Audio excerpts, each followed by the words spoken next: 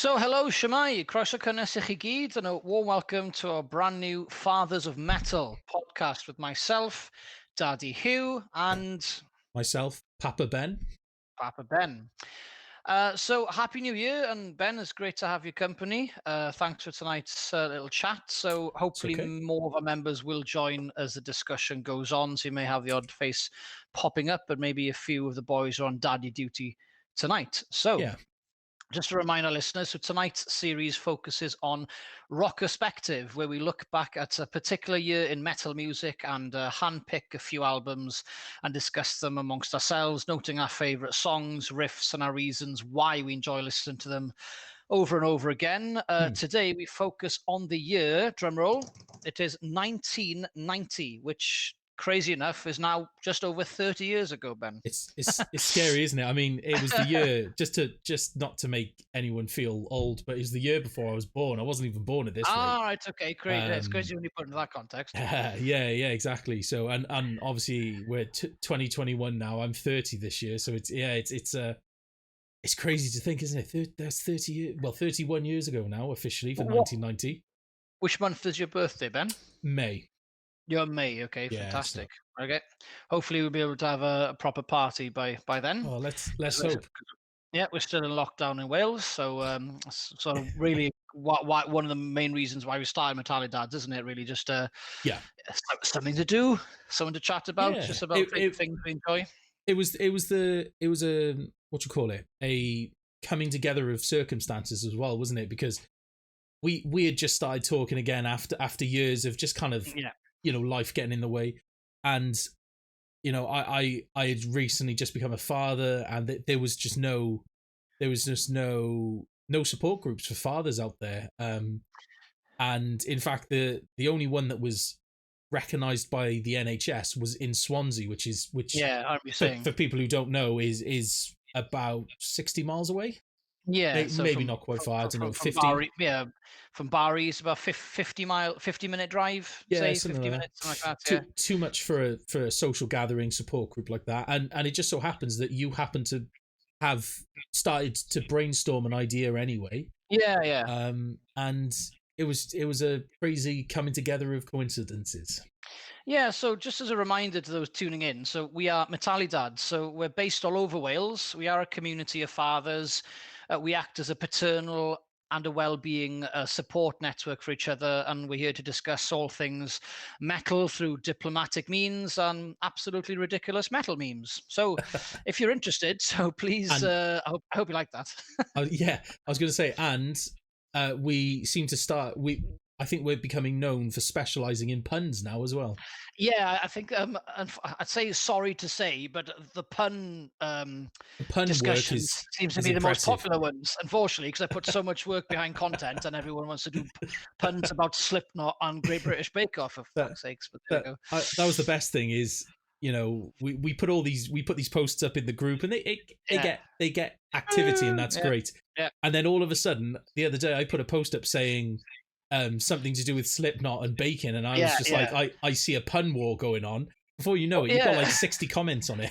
What's hilarious, there's like two guys, this post is like 4 days old. There's still two blokes like Still sitting there going writing in stuff it. down, looking through Slipknot Yeah. Spotify and going, "Oh, I found another one," and just put it I, down. Listen, that's I 4 days ago. yeah. I've already moved on to the next thing. But yeah, Unashamedly, I was doing that, going through the Spotify, yeah, yeah. their discography, and I also had a glossary of baking terms. I was, I'll have to get one of those because yeah, honestly, you're a baker, just for the record. Fair yeah, play to you, and I've tried your muffins and they're fantastic. I'm not, unfortunately, so my vocab for baking is very, very limited. So yeah. I've really struggled. So I've basically, I think the best one I came up with was duality as opposed to duality. I was That like, was pretty impressive. I was okay, Yeah. but it's The just barely. best one, the best one so far on the group is somebody put pulse of the baguettes, Yes, pulse of the that was good. baguettes, Baguettes. pulse of the That is maggots. good. Yeah, that was beautiful. But yeah, we seem to be very but yeah, it seems to be becoming our thing now. The The puns. heavy metal puns. So Yeah, man. It's a way of just getting a bit of laughter. Everyone's so serious right now, yeah, and it's like, it's good to talk and just have a bit of laughter. Oh, definitely. So yeah, so if anyone out there would like to join a small army, I suppose, then you can find us on Facebook by visiting www.facebook.com/groups/METALIDADS. The only criteria you need really is that you are a dad. Age is sort of irrelevant, but we do encourage new fathers just for that extra support from early on in your paternal life. And also that if you're a follower of one of the many genres of metal music. So simple, really. Yeah, and So, if you want to subscribe, because this is going to be going out on YouTube, by all means, anybody, any man, woman, child, donkey, whoever wants to subscribe can on YouTube. The support group is specifically for fathers, but by all means, if you want to subscribe and you're not a father or whatever, then by all means, we want this bit. This is the bit we want to be inclusive of everybody. Yeah, because this is the heavy metal talk. This is, as long as you like heavy metal, by all means subscribe, like, push the buttons, do that, do whatever you need to do. But and hopefully this is going to be a regular kind of pumping out of content.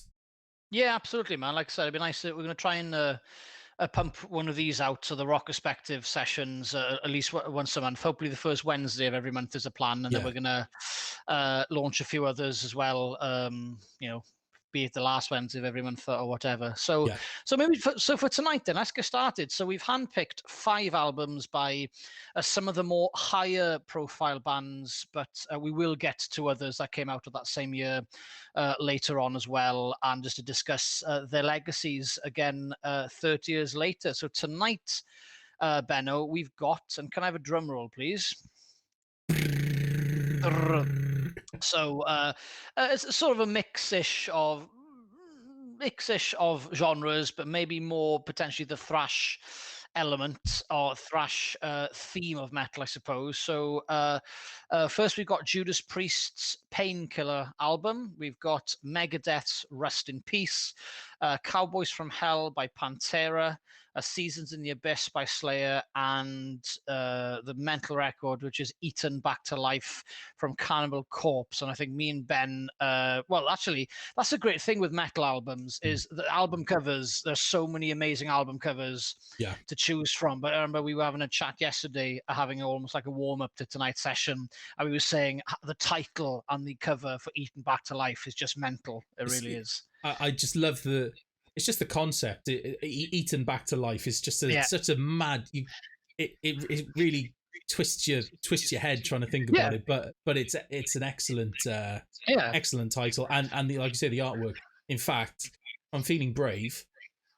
When I edit this, I'm going to kind of put I'm going to put the pictures of the albums up as we talk about them. So man, that'd be grand. Yeah, that'd be nice. But yeah, just for those who aren't familiar with it, it's very it's very gory, like every death metal album cover that exists, pretty much. It's got a lot of blood and guts, but it's just a good one to look at. But if anyone is unfamiliar with these albums, then listen, no need to worry at all. It's not important. We'll give you an insight now, and you can feel free to listen to them at a later date, whether you like what we say about them or not. So maybe it's another way of introducing albums to you which you're unfamiliar with. So that's actually been one thing myself and Ben have actually got out of starting METALIDADS, is we've probably done a lot more listening over the past few months because of METALIDAD. Definitely myself, I've probably had a bit of a 5-year hiatus from listening to metal, mainly just because of life. As you said, life gets in the way. If it's moving house, getting a proper job, having children, etc., I just haven't had the social scenario to have metal on in the background whilst doing something. So I've had opportunities to do DIY as of late, because I've just moved house from Cardiff to Barry, and coincidentally enough, Ben, where you live as well, so both of us live in Barry, which is quite nice. And so I've listened to loads more albums as of late. Again, probably the last 9 months more than the past 5 years, which is nuts. But I'm sure it's the same as you. As you said before we started this chat today, every 20-minute or 30-minute time period you had the past 24 hours, you squeezed in half an album here or there, as we were telling me earlier, wasn't it? Oh yeah, definitely. And the thing, it's been great to do as well is it's been just a great listening exercise. Yeah. I mean, some of these albums I know a lot about, like Rust in Peace. I've only recently listened to, I say recently, in the last 6 months or so, was the first time I listened to Painkiller. And I haven't heard Seasons in the Abyss for a long time, so I kind of reintroduced myself to that. Yeah, so it's been nice because it's really broadened my horizons, and it's been great. That's cool, man. So maybe the best way going forward, maybe for those of us, again, you and me, who are more familiar with some albums than others, maybe the one that's more familiar with one, take the lead to explain why they like that one. Maybe the other one can sort of retort and say, actually, yeah, I agree with you, or don't agree with you, etc. So Yeah. how about we just go album by album in the order which I mentioned them. So I'm happy, because I'll be honest, you're going to hear a lot about this. I'm a massive Judas Priest fan, so I'm way more than happy to go first. Yes, by on all this means. topic.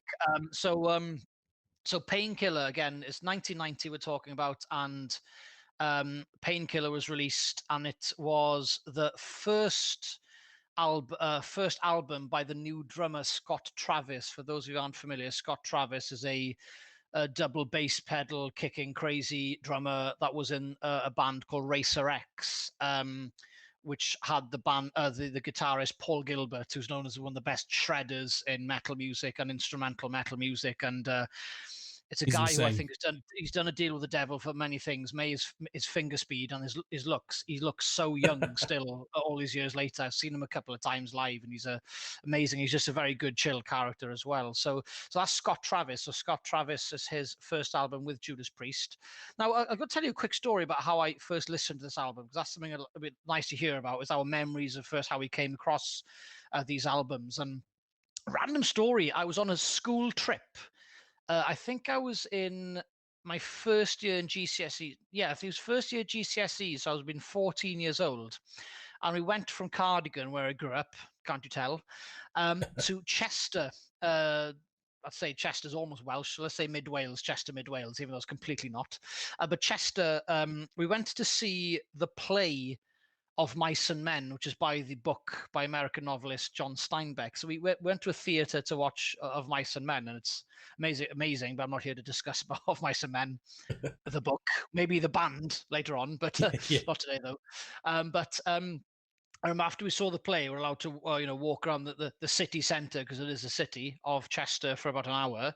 And I think I was in, I don't think I was in a music shop. I think I was in an odds and sods shop, and I had like a bargain basket. And the only thing I knew about Judas Priest then was Breaking the Law, which is from the 1980 album British Steel, and then the entire British Steel album anyway, because it was the only one I had, and it was back in the age where everyone was living life in regards of ripping albums and burning them, etc. So unfortunately, I got on that bandwagon. Naughty me.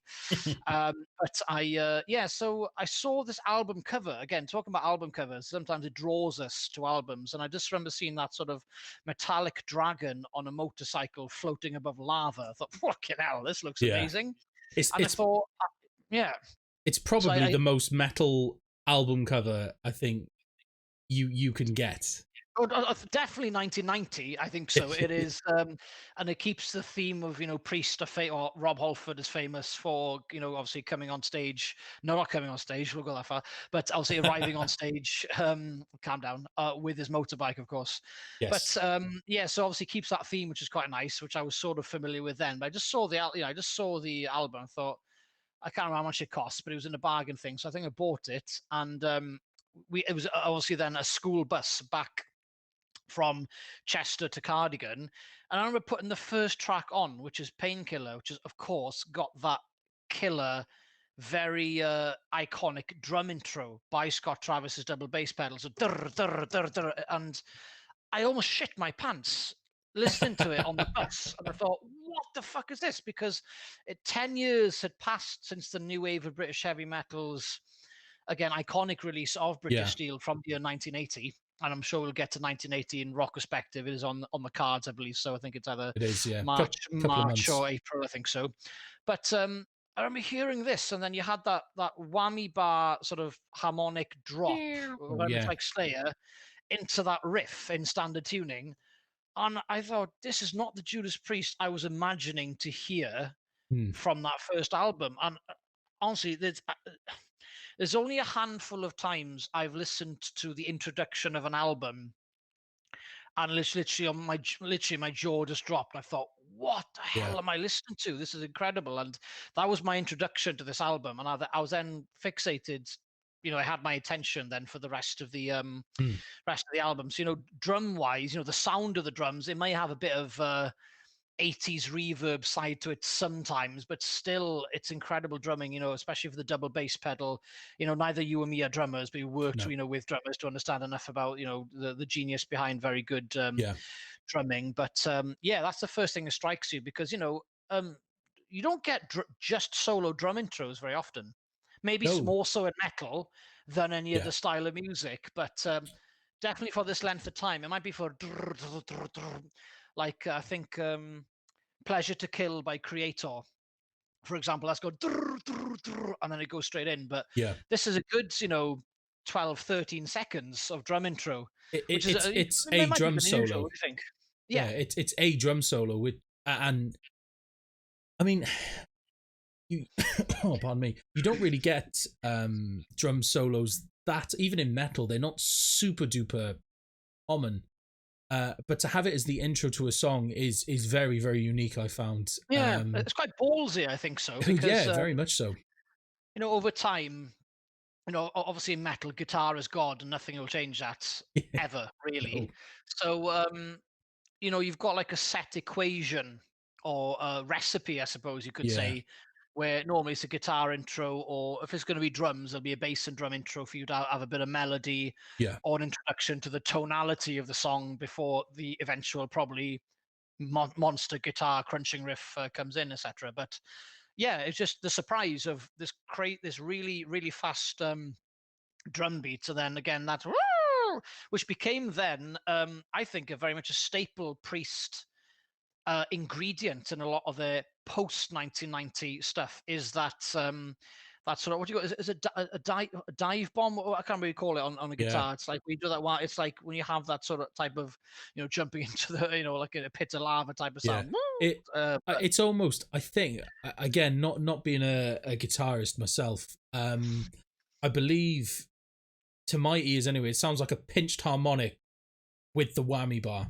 yeah, I think It's that, so. because it's got that Yeah, super high squeal of a pinch yeah, harmonic, while yeah, also you're cranking on that whammy, and then they're bringing that whammy yeah, down off it. And I think yeah. that's what, they've obviously got some effects on it as well, but that's what's creating that kind of that dive bomb, as you said. It's a very, very iconic sound, and It is. it's very memorable. It is memorable. You will always, now in my head I got that, just that just single dive bomb in my head now. It's very, very memorable. It's very cool. But yeah, it sounds like some shit is about to go down after this bar. That's the sort of feeling I get when I listen to it. Very much like how Slayer approach a lot of the introductions to their songs as well, with their use of whammy. It's almost got like, again, that again element of thrash, because a lot of the Painkiller album definitely falls on thrash, and Painkiller absolutely does as well. Oh, definitely. Painkiller, yeah, Painkiller might as well be a song by Annihilator, as in the Yeah. way they're playing the riff. Yeah. It Yeah. could be them, but just with a different singer. It's just. But yeah, man, that was my introduction to the album. It was one of the, and I'm glad we're talking about this album first, because it's not, again, it's one of the only maybe two or three albums I've listened to starting off and thinking, oh my god, and I Yeah. literally stop everything I'm doing. And but not just the drums, but again, I'm a big Priest fan. Listen to all the albums, very excited when any new ones come out. Apart from potentially the latest album they brought out, Firepower, which we'll talk about one day, I definitely think that this is the best guitar sound they have ever. I think so. I Yeah. do like the heavier Priest. I love the '70s Priest, where it's a lot more blues based. Yeah. And when the heavy metal is sort of finding its feet with the recipes of what sorry, the ingredients of what goes in a heavy metal. but or different types of metal. But yeah, man, the guitar sound is just, it's got this growl which it doesn't have on almost any other album, and not just the lead, but just the sound of the power chord. Yeah. It just has this growl on it, and it just, when it moves up and down the neck, it sounds like some type of beast is moving around. It's the only way I can describe it. But yeah, guitar sound, I think this is my favorite guitar sound again from a Priest album. And then just go on the next topic again, and again I'm going off on one, but this I think is the best vocal sound Rob Halford ever puts into any album, and that's Yeah. difficult because a lot of people knock their first album because it's 1974. Metal really at that point isn't a talk. It isn't No. a recognized, internationally recognized thing. So it was a bit cheesy. People put it down to very blues based. But then you have their second album, which came out in 1976, Sad Wings of Destiny. Since the second album, his vocals have been brilliant on every album. He's very iconic. He's Yeah. very iconic in the highest screams. He's definitely influenced loads of people. Again, like Phil Anselmo on Cowboys from Massive. Hell, which we'll talk about in a bit. Yeah. But yeah, vocally, and I think this point, for those of you who aren't familiar, Rob Halford, up until I think the year 1986, was a heavy drinker. I can't remember what year, but he went into rehab, and since I think around 1986, he hasn't touched a drop. Oh, great. And it's hard to say this, but before he was on the booze, he sounded awesome, and he sounded awesome after. Yeah. It's difficult to really tell the difference, but him as an individual performer, he felt more prepared going into it, and I like to think that's done him in a good stead, because he's going to be pushing 70 soon, and if you've heard Firepower, the vocals and that are just insane for his age or what he's doing with that range, etc.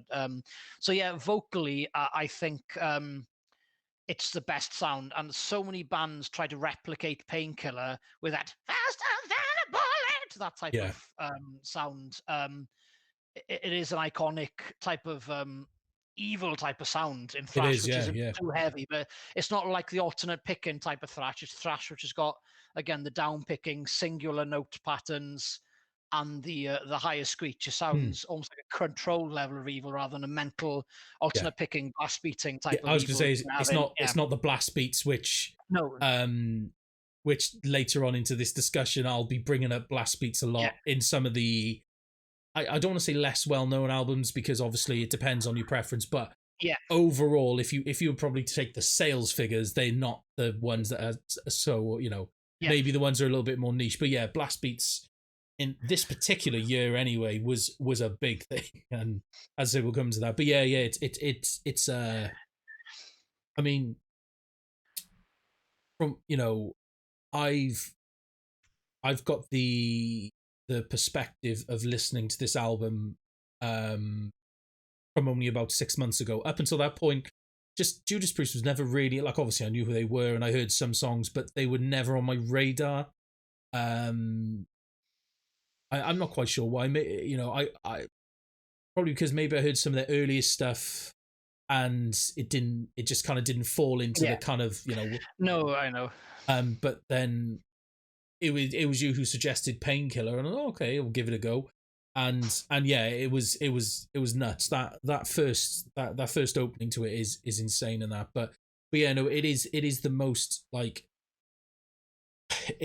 if you were to like open a book, if you were to open like a dictionary or an encyclopedia and look at the term heavy metal, that song is heavy metal. Do you know what I mean? Everything about it, lyrically, musically, the feel of it, everything about it, it is heavy metal. And yeah, it's just the power in not just the song but the whole album. We're talking about Painkiller as an album. It's insane, absolutely insane. Man. Yeah. Again, sound wise, I'm getting, the older I get, the more I appreciate the effort and just the sound engineering. And I know we're gonna discuss this a lot more when discussing Rust in Peace and Seasons in the Abyss as well, and potentially all the other albums and Cowboys from Hell come to that. But again, I think this has the best overall sound. Not to say the 80s stuff wasn't bad at all. What you're saying just now, I can understand. Like, a lot of the like guys getting into metal maybe now with the past 10 years, Judas Priest probably isn't heavy enough No. for these guys. Yeah. So that's why I think Judas Priest gets overlooked, which is fair enough because sometimes you have to be raised in that era to realize that. Listen, when I was in 1976, this was heavy as fuck Yeah. because no And, one else was doing it. uh, Rainbow, yeah. Motorhead, Hawkwind, potentially, yes. It was like Sabbath. when Sabbath Yeah, first came out. I mean, for once of a better term, Black Sabbath might like at the time was the it was viewed in the same way that death metal is viewed today. It was literally the heaviest thing that was yeah, out there, and people would, you know, at the end of the day, metal has become much more kind of broader and it's much more socially acceptable. You can call it, I suppose. But if I went out now and started blasting out "I Come Blood" at people from from the rooftops. Yeah, yeah, from the rooftops, but from Cannibal Corpse, and start yeah, blasting it at people, would react, you know, quite negatively, probably quite negatively about it, because it's yeah, so probably. aggressive and so like heavy and lyrically it's interesting at best. But that's the kind of reaction that Sabbath would have had back then. Yeah, You know, now you absolutely. look back and you think, oh, you could almost call it you might as well call it like, I don't want to say soft rock. That's a little far, Yeah, but no, it yeah, nowadays it might as well just be called rock. yeah. Do you know what I mean? I mean, It's context, isn't it? That's exactly. Yeah, as long as you give it context. Um, yeah, like I personally think the heavy, the heaviest. There was an article I think I posted on METALIDADS a few months ago. It was the heaviest riffs ever written, or something like that. And number one was something I absolutely agree with because, again, yeah, it's the context of when it came out, and it's I know this is not 1990, it's 1971. It's Black Sabbath's middle riff for the song "Children of the Grave" from the yeah. 1971 album Masters of Reality. It's got almost like a Slayer trilly vibe to it, and at that time that would have been like pure evil in a jar. Oh It yeah, just yeah. but Well, again, context, isn't it? I remember watching an interview with Kerry King, and he was saying the first time. Oh, again, we're not talking about the 90s, 1990 at all now, but again, we're talking about context. And yeah, he was talking about the first time he heard Black Sabbath's debut album. Oh yeah, like Like the he opening said, song. basically, yeah, he bought it, took it home as a kid, or it was an LP at the time, wasn't it? Vinyl, and he put it on, and he said it scared the shit out of it. Like, this is Kerry King we're talking about, but again, put that into context. Never hearing anything like that before.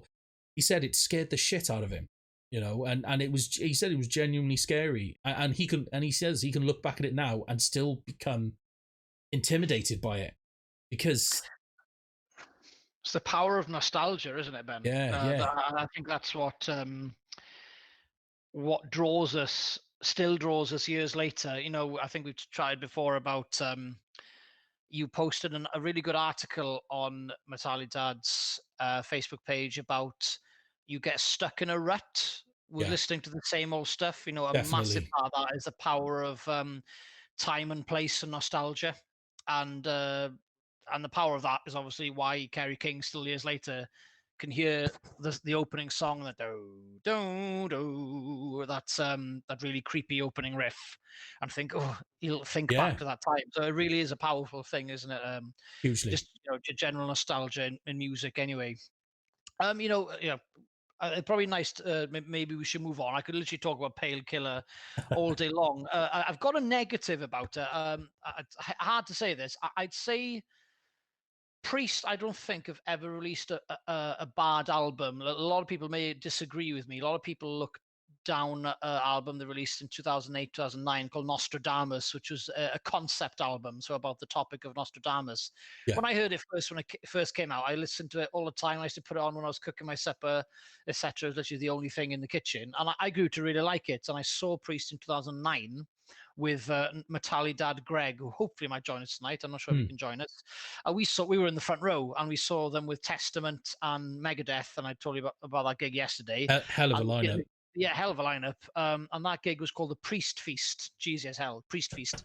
And Rob wasn't his best vocally. I think he was unwell. But yeah, so I listened. The album's great, but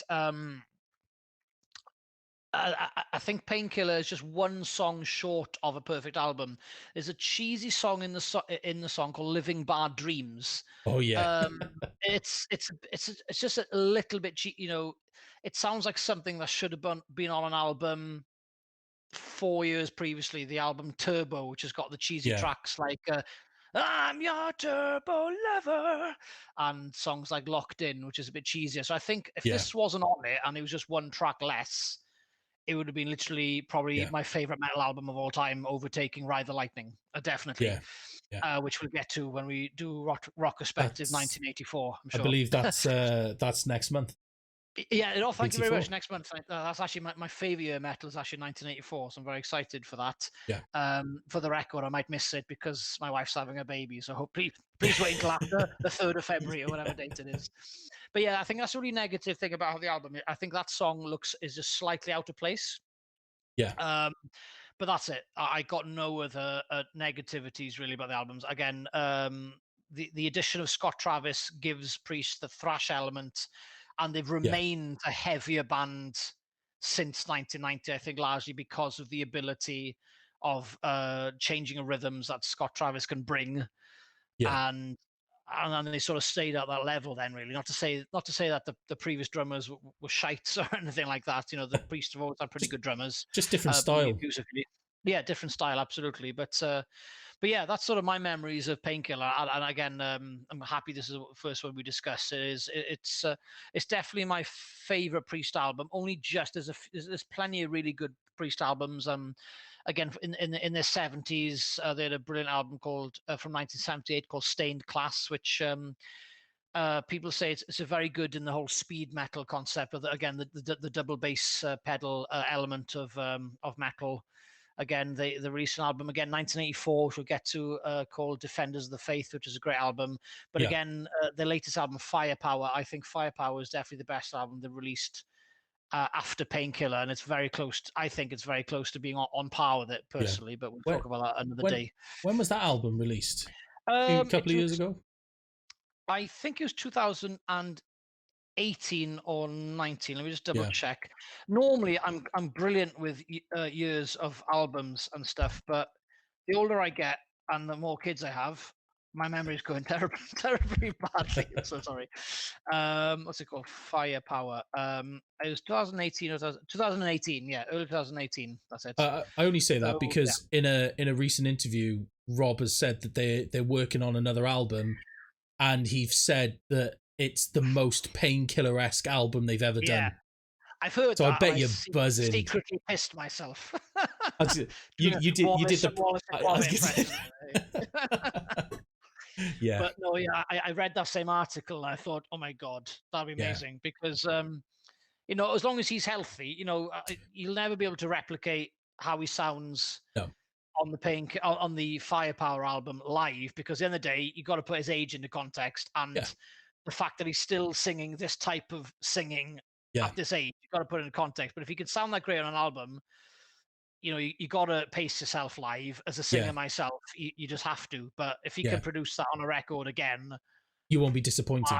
No, hell no. But I definitely welcome that and look forward to that being a thing. Yeah, hopefully. It's worth pointing out as well. Obviously, we mentioned we said that if there's no pressure, if anyone's watching this and they're not really sure what we're talking about in terms of albums, we've actually put a Spotify playlist together. We've actually put a collaborative playlist together, and the one thing I wanted to do is every album that we've listened from this year, I've wanted to put at least one song on it. And there's a few albums which have more songs on that playlist, rightly so. We didn't make this playlist to be like super well balanced. It was just, these are the best songs from every album that we've listened to, basically. And if there's more than one, there's more than one. But So if you want to have a taste of what we're talking about, in the description on YouTube, this will be anyway. I'll put a link in the description to the playlist because I made it public. Anybody can listen to it. So if you kind of want to get a taste about what we're talking about, then songs like Painkiller is on that, and there's Metal Meltdown, I think, is on there from that album, and there's basically every album that we talk about and more. We might not even be able to talk about every album because I've listened to a lot of 90s heavy metal albums recently, but every album we talk about and more, there will be at least one song from that album on that playlist. So, and this is something we will do for every single era. We'll be putting a playlist together, making it public, and sharing the link. Just as it's a sharing and caring type of situation. You know, we want everybody to listen to this music, and we, you know, hopefully, if it means we help somebody become a fan of a band that never thought they would listen to, then even better. Absolutely, man. Like I said, it gives a good insight to what, you know, roughly what that band sounded at that time and what stage these genres of metal were at that time. So it'll just give you an idea of, I suppose, the evolution of metal, really. And that's what's quite nice about these discussions, is just to see, you know, composition-wise where things are heading. Even though, so we are going to be releasing a separate series called Game Changers eventually, where we're going to just discuss not, you know, 10 or 12 albums, but just maybe one or two and go a lot more into depth. But it is nice to know, a lot of deeper dive. But it's just good to know where bands are at and how this year sounds in this type of music. The state of metal. The state of metal. Oh, that's a good podcast name. The state of metal. On that topic, I'll pass it over to you now to take the lead. So the second album on our list is Megadeth's Rust in Peace album. So Ben, I know you're a massive fan of this, so you know, take it away. What have you got to say about this album? Where do you start? Okay, so obviously we're talking about a year that I wasn't even born in, so as you can imagine, I don't have the childhood memories, even like the teenage memories. I've discovered all this music from the 90s. I've basically discovered probably from about the age of 18 onwards, if you know what I mean. So, but no, Rust in Peace, probably discovered about 10 years ago, I'd say. It was when I was in a band, and our one guitarist was a massive Megadeth fan, huge fan of Mustaine and everything. Anyway, and he was the one that kind of was like, you need to listen to this. So I did. But yeah, so Rust in Peace. Where'd you start with this? So it's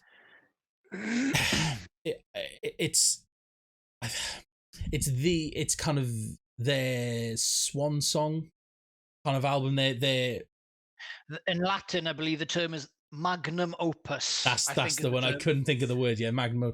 And I definitely classically trained. You see, I'm just joking. Yeah, it's one of the few Latin words I know. It's definitely the Magnus Opum. Is it? If you want. Yeah, if you want. Yeah, it's difficult to kind of put it into words, really, but it is just. I literally don't know how to put it into words. It's so ahead of its time. You know, when I first kind of properly listened to it, the first track on there is Holy Wars, which again one of the most iconic openings to a song. And it's just so the album starts aggressive, and the aggression just keeps going through the whole album. It's very aggressive. It's very but not in a over the top way. It's just energetic aggression. Yeah. And yeah, it's just we were regarding this album. We were talking about this yesterday, and just kind of listening to it and comparing it to a lot of the other albums that came out in that year. It's so technically gifted. So technically well done. It is way ahead of its time in terms of its sound. It's incredibly modern sounding. Yeah, I'm kind of losing my words a little bit, but no, it's okay. I think one thing you and me, like for example, you and me are bass players first, yeah, and everything else second. Even though I'm borderline the same with singing as well. But one of the first things I said to you yesterday when we had a bit of a chat about this yesterday, I think I've only ever heard this album three or four times in my life. I think yeah, 3 times is out loud, and then once, the first time yesterday, I actually listened to it using these headphones, and I just think the sound of the bass is just perfect. it Again, is, as I yeah, told you, it's as I said, it's not like crazily punk twangy, too much high no, end where all you can hear is the twang and not really the melody or the tonality. It's got enough smoothness to it. As I mentioned to you, it could be in a funk track, yeah, and that'll be an ideal sound for a funk bass. yeah, But and there's the no sound of distortion the on bass, it. yeah, exactly. But the sound of the bass is great. And you said about the intro of the album, it actually talking about sound engineering, just the first 6 seconds of Holy Wars, you get to hear just little tiny bits of the guitar, just the guitar sounds. So first the alternate picking, Yeah, and then the ringing out chord yeah, sounds. yeah, But it introduces you to a lot of the staple sounds you can hear for the rest of the album and the tone which the album is about to introduce to you. So yeah, and then the drums coming and the bass. It just gives you really nice slow introductions to what's to come type of thing. That's yeah, the sort of feeling I get when you get the Holy Wars, almost like here we are, we're all coming in and now we're yeah, all together. It's like that type of thing. So I think and it's that yeah. and that's the thing, isn't it? Is like you said, it's funny to describe it as like a slow way to introduce it because it does start with it's such a punch, but when it gets going and like you say and all the instruments kind of kick in and I mean it's just so aggressive, but not in that over the top blast beats or all that kind of way. No, It's just so well done. It's aggressive. It's energetic. It's exciting. I mean, it is exciting. Like that first song, it actually it gets and bearing in mind as you know, you can become don't numb is probably the wrong word, but you can become a little numb to the effects of heavy metal once you listen to a lot of it. As I said to you yesterday, I listened to a whole album, which must have been oh yeah, the whole album must have been at like 200 beats a minute. It was the whole thing, yeah. and I was there, like you say, just yawning, going, whatever, kind of like, yeah, as if it's nothing. Where most people, it would either be too much or it you kind of but even now I can go back and listen to that song and it's like, you know what, I need to go out and start a fight. I gotta go do something. I gotta go do something and burn this energy off. I need to go and, do you know what I mean? It's just I think the thing with it's something that Mustaine is amazing at doing anyway, but on this album it just really kind of he's perfected it in my eyes, at least anyway. He's so good at putting over his feelings through his guitar playing. And, Yeah, and I don't want to say that in like a really pretentious way, but no, it's man. true. It's true. Like you feel you feel exactly what he's feeling when you hear that out of the whole album. Do you know what I mean? It's just so I don't know anyone who's as good at putting their own emotions and feelings through their ability to play their instrument. Do you know what I mean? Yeah, but like I said, talk about sound engineering again. The Yeah, overall execution of sound is great. I mentioned to you yesterday again, Holy Wars again. You got the almost like classical guitar element, which only like happens for about flamenco. it only happens for about 6 or 7 seconds. But that 6 or 7 seconds is so iconic, and it comes out of absolutely nowhere. And Yeah, you're thinking, "Wow, this is crazy." And then it goes back into yeah, the electric again. and that talks talking about that, yeah, and that little flamenco thing, as you said, it's kind of a calm before the storm. It's the audio break you need before it kicks back in, but it kicks back in deeper. It's slower. It's more chuggier, but it's real. It's grittier. It's kind of yeah. And that's the thing with Rest in Peace as an album. As I said, it starts off aggressive, it's aggressive through the whole thing. Aggression is the best way to describe it, but energetic and exciting, and it's controlled though. It's controlled aggression. It is. It really is crisp and controlled. You know, Metallica got a great element of being a controlled type of thrash band. Well, they're not really a thrash band per se, as in first 4 albums are on the thrash element, but again, even the later works, it is a level of control, and I think, you know, that's one thing that sort of makes those 2 bands similar, and they're definitely the first 10 years of their work, and at least 7 years of their work. But again, the sound, you know, I think sort of ties on the next album, which we'll talk about shortly. I really like the sound mix between the twanginess of the bass and the guitar riff, and it's the difference between Pantera and Megadeth. Of course, there's an extra guitarist, which Pantera don't have, even though you will have Dimebag Darrell of Pantera doing a harmony guitar riff, or you know, doing a few extra guitar tracks on top. But Metallica didn't really do the. I think the best time Metallica did this of getting the bass sound right was in Master of Puppets. I don't think they've done it at all in the mix in any other album. I don't want to mention Justice for All. Let's not mention that at all before we start an argument. I still don't even know the story behind that. I keep trying to ignore it because it's like such a popular like conspiracy theory. I don't know about it. Anyway, we'll have another podcast just on Justice for All. But again, Master of Puppets, for example, it's got I think a great mix of the sound of Cliff's bass, the twanginess of it, just enough for the sound, the treble with enough bass. Again, that's why I like about Rest in Pieces. And when you've got the bass maybe doubling up the guitar riff, you can hear both instruments crisp. Crisp, basically, when it's maybe a busy riff, for example, especially in like, you know, Hangar 18, for example. I was just about to say Hangar 18.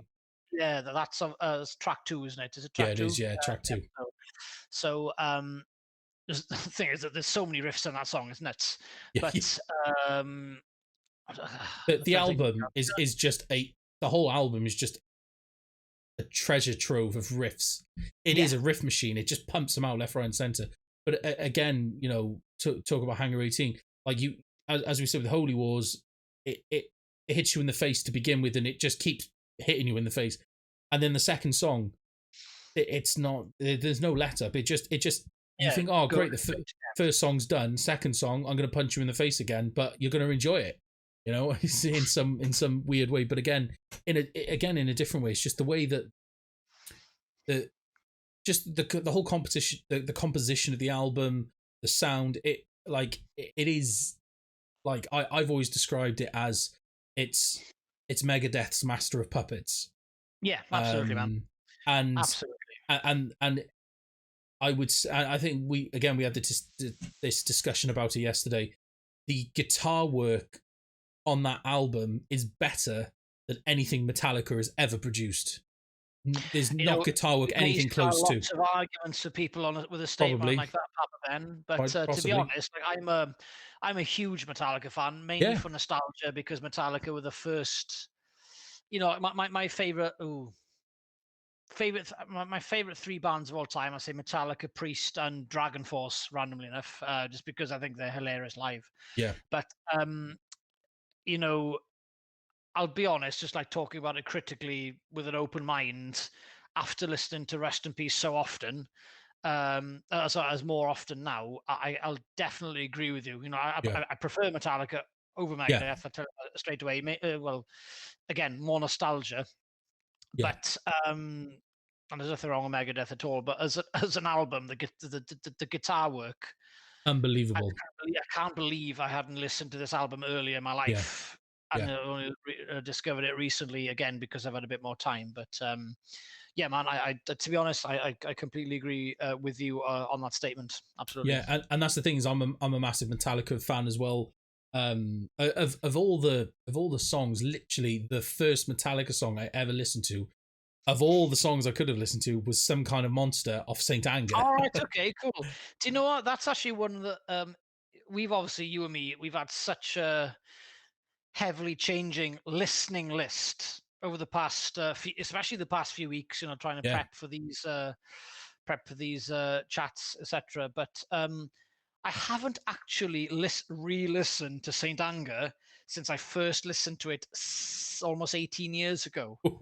I know. I was so but we'll have a chat about that later. But again, it's on my list of things to listen to. I know Papa Greg or Daddy Greg, our mate, is a massive fan of Saint Anger.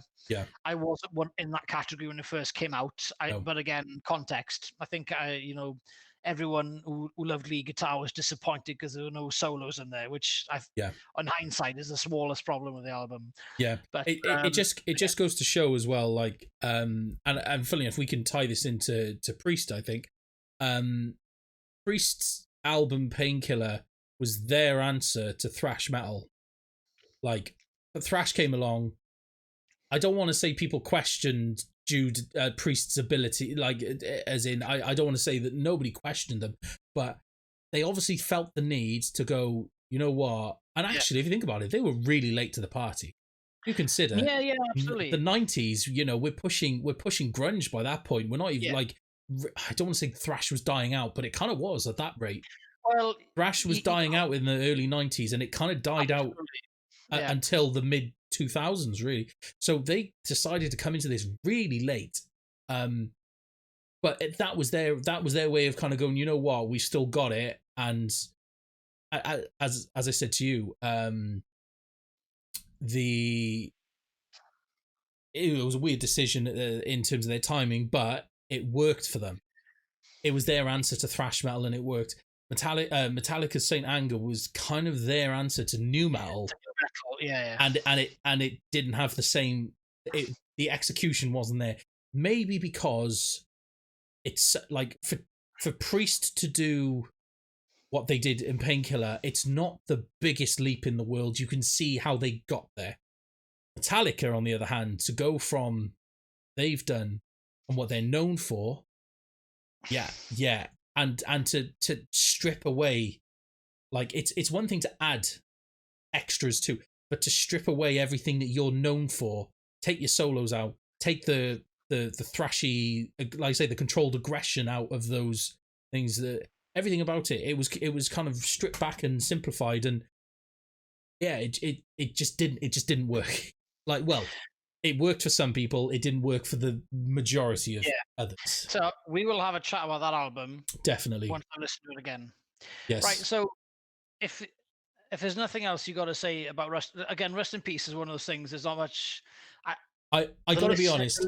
The listening does the talking. For those who are listening now and you're not familiar with Rust in Peace, go and listen to it, especially with headphones. Yes, definitely. And, there's not a great deal to say about it besides the balance is great, the composition is insane. As Ben said, they are literally shitting out riffs constantly in the song.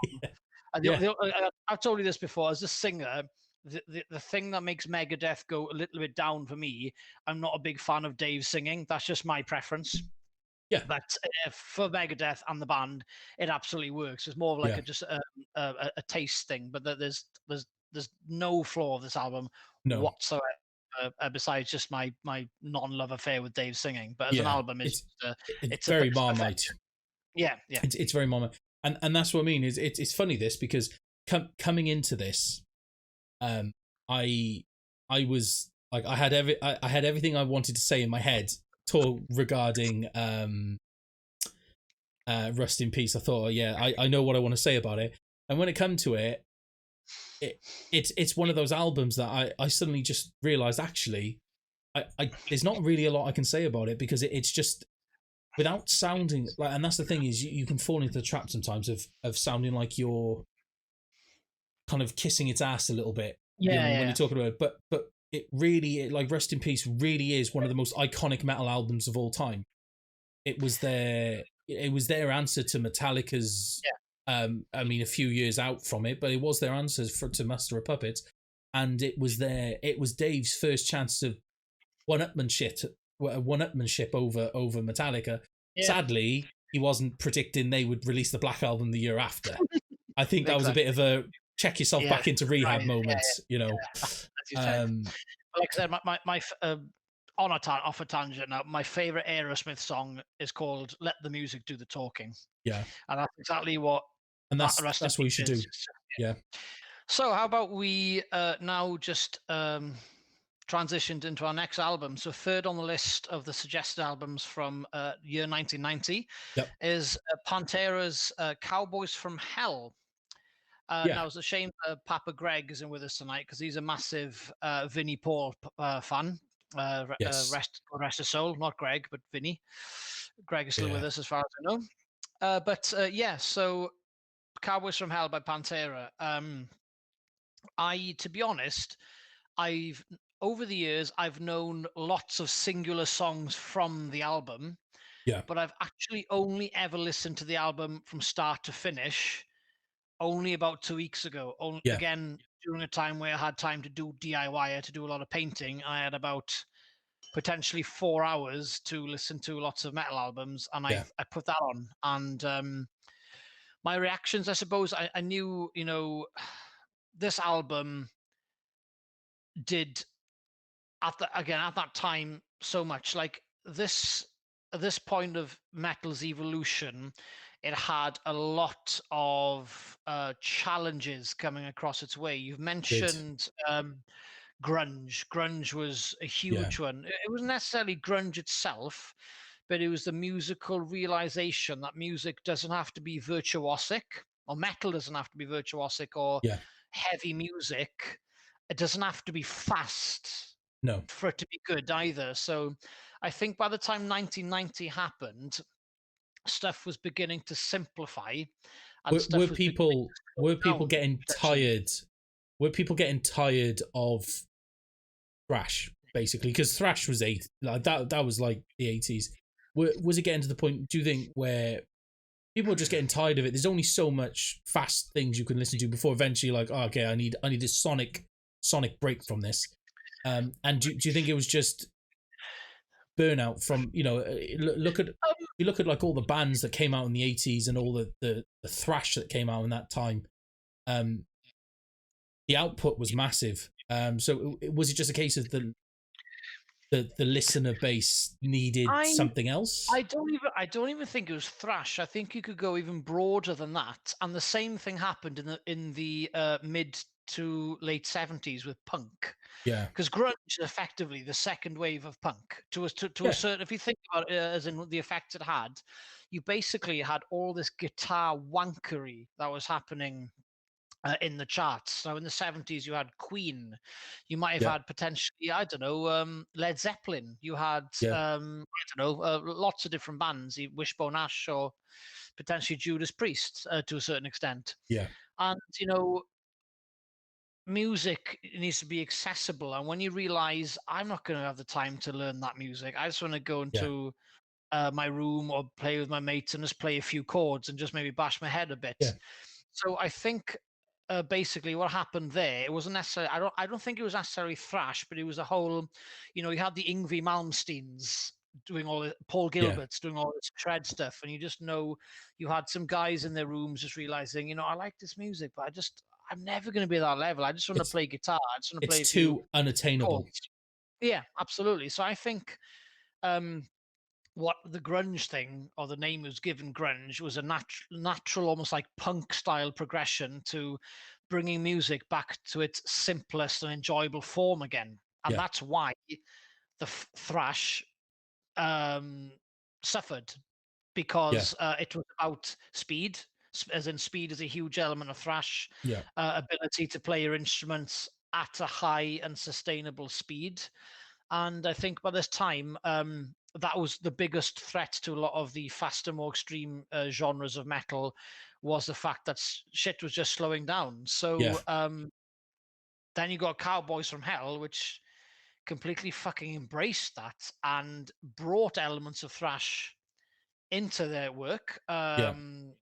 Domination, for example. I can't remember what track it is, but on Track the album. 4. Thank you very much. Cheers. Just testing you.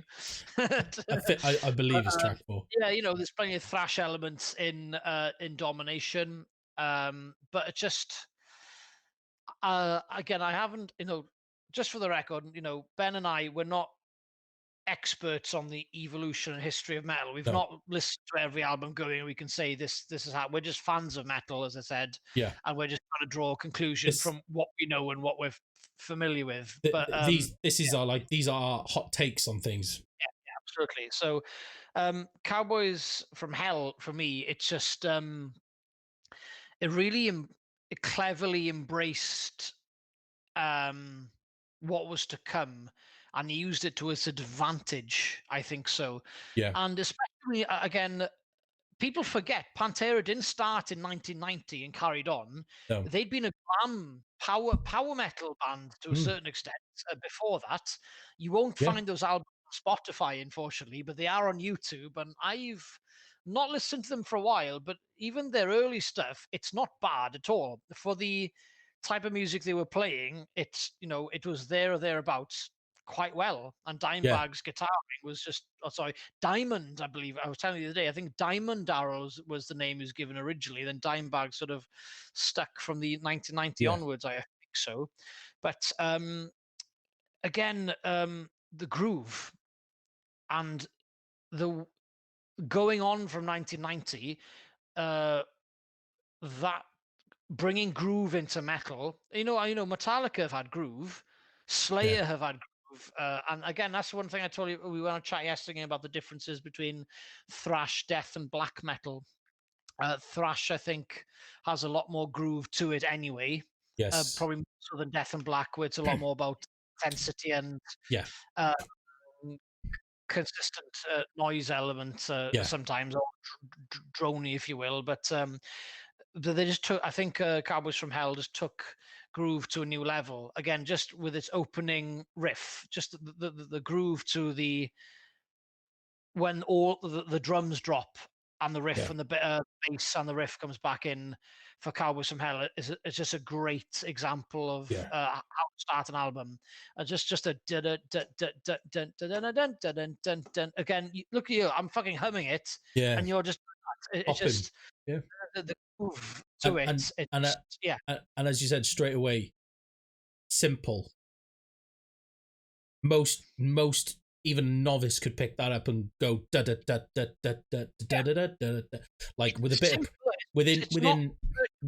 It's busy, potentially, but it's a lot more doable. Say if you're like a guitarist starting out, if you try doing, just for instance, if you try doing Angel of Death.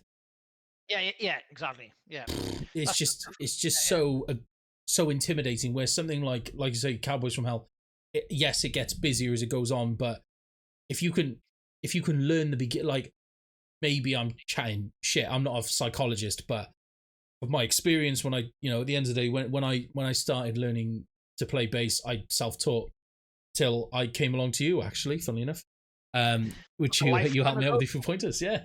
I forgot that happened, to be honest. When it was like, it was, I just started learning songs, but I would choose songs that I could learn the intro to first, because if I can learn the intro and it spurs you on. So I think the first song I learned was "Animal Life Become" by 3 Days Grace. Super simple. Just the intro's like bomb bomb bomb bomb bomb bomb bomb bomb bomb. That's pretty much all it is. It's a super simple bass line. But the point is it was something that I could learn, and I picked it up within a few days of me picking up bass for the first time. I could play the first few bars, and sometimes that's all you need. And then from that point onwards, I learned the whole song. And then confidence, isn't it? and so even something like Cowboys from Hell, even someone who's just starting off, give them a week. If they put the work in, give them a week, and they could get the first few bars of Cowboys from Hell. And from that point onwards, you've got the confidence to then go, actually, I'm going to do the next. And you break it down. You just a few bars. And that's where this attainable thing comes in. As I said, you give somebody who's never played it before, like a novice guitar player, here's Angel of Death. Go nuts. Do you know what I mean? It's little different, like, No, absolutely. But like I said, I got actually fond memories when I was learning bass. my early days, I think I had a Pantera greatest hits album I bought in Woolworths, when Woolworths was still Oh. a thing. I think it was Woolworths, I'm sure it was, or WH Smith. I can't remember. Cardigan didn't have many places you could buy CDs, No. but I really enjoyed playing Pantera stuff on bass. Again, it's very good finger style stuff. It's good for you to practice getting a good tone out of your amp to have Yeah. that type of really nice metal sound, etc. But it's not virtuosic, but it's busy enough for you to think, it gives you a really good amount of confidence as a player. Yeah. You're not doing stuff that's like mental shreddy stuff, but it's just you feel like you're getting somewhere and you feel like you're not shit Yeah. anymore. That makes Yeah. sense. You feel, oh, I can do this, and I can Yeah. now hold my own, and my fingers are still moving Yeah. quite constantly throughout the song. And Pantera music is a really good, it's good for guitarists, but especially as a bass player, Pantera music is brilliant Yeah. to learn bass play. If you're learning metal bass, Pantera is a great It go-to is. band because of it's just very tasty. That's one Yeah. thing. Pantera, I think, are very good at it musically. It's just they're very tasty, and Yeah. I think when you talk about the top three riffsters of all times in metal, you hear Jeff Hanneman of Slayer, absolutely brilliant riff writer. Yeah. Tony Iommi of Black Sabbath, he is the godfather of riffs, but then Yeah. Dimebag Darrell right up there with Yeah. riffs Yeah. Riff because machine. he's absolute riff machine as Megadeth were in the same year for Rest in Peace for the year 1990. But Cowboys. So that's obviously the opening track is Cowboys from Hell. Again, I cannot remember the entire track order, and I've forgotten a lot of the tracks already. Again, I've only heard this album maybe 3 or 4 times, same as Rest in Peace, to be honest. Yeah. Are you looking on your phone? Yeah. I had it up just then. I'm just gonna have Nice a quick. story. Let's have a quick look at albums. Nice. Luckily, I saved all the albums that I planned to listen to. I got them all saved. I need to do that as well. I absolutely do that too. Cowboys from Hell.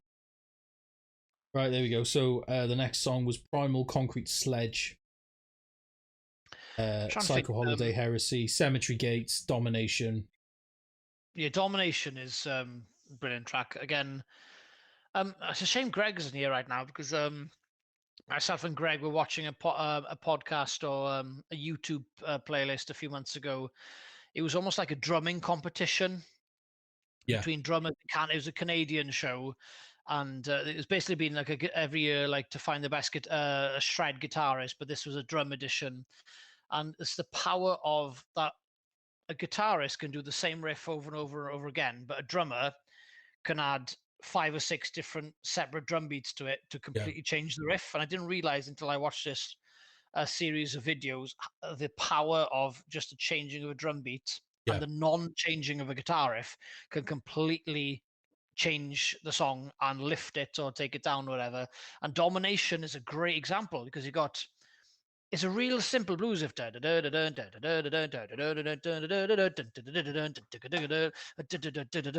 It's really simple stuff, but groove-wise, it's just little variations, and it really changes and lifts the song. So I think from memory, Domination was my favorite song to play by Pantera. Besides I'm Broken, which is another brilliant thing to play on if you've got a lower bass string or you've changed your tuning. But because it's Dominations in standard E tuning as well, just makes it a bit more accessible to the standard tuning players. But sorry, I feel I've talked quite a bit about an album I've only heard maybe 3 or 4 times. Do you have anything else you'd like to add, Papa Ben? I'm just trying to think now. I mean, there's this album, just to put it into perspective, when I put the playlist together, I was trying to keep it to 2 or 3 songs max. But this album has got tough. You can't not with this album. As I said, you've got Cowboys from Hell, you've got Domination, you've got Cemetery Gates. You can't not put Cemetery Gates on and also problem is we could spend hours literally talking about every single song on every single album. We'll be here forever. So kind of we're touching on again, if we're talking about something that maybe someone hasn't heard, if we talk about the key points of that album, which incidentally are on the playlist that will be in the link in the description, then there's your accessibility there if anybody wants to listen. And if you do already know the album and you fancy just going to go listen to it along with a load of other songs from the 90s, there's the playlist for it. But yeah, so obviously you've got Cemetery Gates was such it's slap bang. I'm just looking at the lineup of on the album, and it's Cemetery Gates is slap bang in the middle, and it's very melodic. You know, it's its own monster. It is. It really is. Like, there's excuse the pun, the vulgar pun. Again, a vulgar display of power, almost like a pun there. It's almost like a piss hole in a. It sticks out like a piss hole in a snow blizzard. Yeah. The song itself, it sounds so unstylistically like them. It almost goes back to the first like third of the song. Yeah. Goes back to the glam days. Yeah. Technically, and what very melodic. Yeah, very, very melodic. But then when that obviously that then brings the new Pantera 1990 Pantera element, and this song really actually introduces the back then, not anymore because he's had such a crazy lifestyle, but the very great vocal range of Phil Anselmo. He was a hell of a vocalist. Honestly, he was an amazing. I cannot remember the name of the song. Maybe you can help me out because again, I've only heard this 3 or 4 times. But there's a song on the album. It's near halfway, and it almost has like a Judas Priest Painkiller reference to it and how we sing it. If you type the tracks number, that is Cemetery Gates, and he does a guitar battle. It's him and Dimebag do a battle it out vocally against guitar. There's another track as well on top of it, but in Cemetery Gates, he does have a lot more range than you would have already heard in, say, first 3 or 4 songs. But I used to think, I used to not look down upon him at all, but used to think he was a very one-dimensional singer until I heard Cemetery Gates. I thought, he doesn't just go just do that. He's actually got an incredible range. And he actually do the high-end screech as well. So maybe not now because again, age and lifestyle catches up with us. But it is 30 years ago and 6 days ish, 1990. But again, I've been we were talking about yesterday about again outside this video how all of a sudden the past 12 months reaction videos have become this huge thing. This technically is a reaction video or podcast to an extent, and it's becoming a standard thing. But I've been watching like a vocal coaches as reactions to certain songs, and my favorite vocal coach, name escapes me, but she's beautiful. That's all I remember. But she reacts to Cemetery Gates, and it's nice that Cemetery Gates can be appreciated for what it is. Performance. Yeah, absolutely, for what it is. For a very good performance. But yeah, so that song, it really does, again, it's smack halfway in the middle of the album, and it very much it's a curveball. Yeah, it absolutely is a curveball. Because like I said, this is this album was the catalyst to that new, what do they label it as? Is it the new wave of American metal? Yes. This was the album that triggered that. This was the band that triggered that, because really, I mean, unless you go and listen to every single album that ever came out around this period, I think these Pantera were the first ones to really like groove metal. This is groove metal.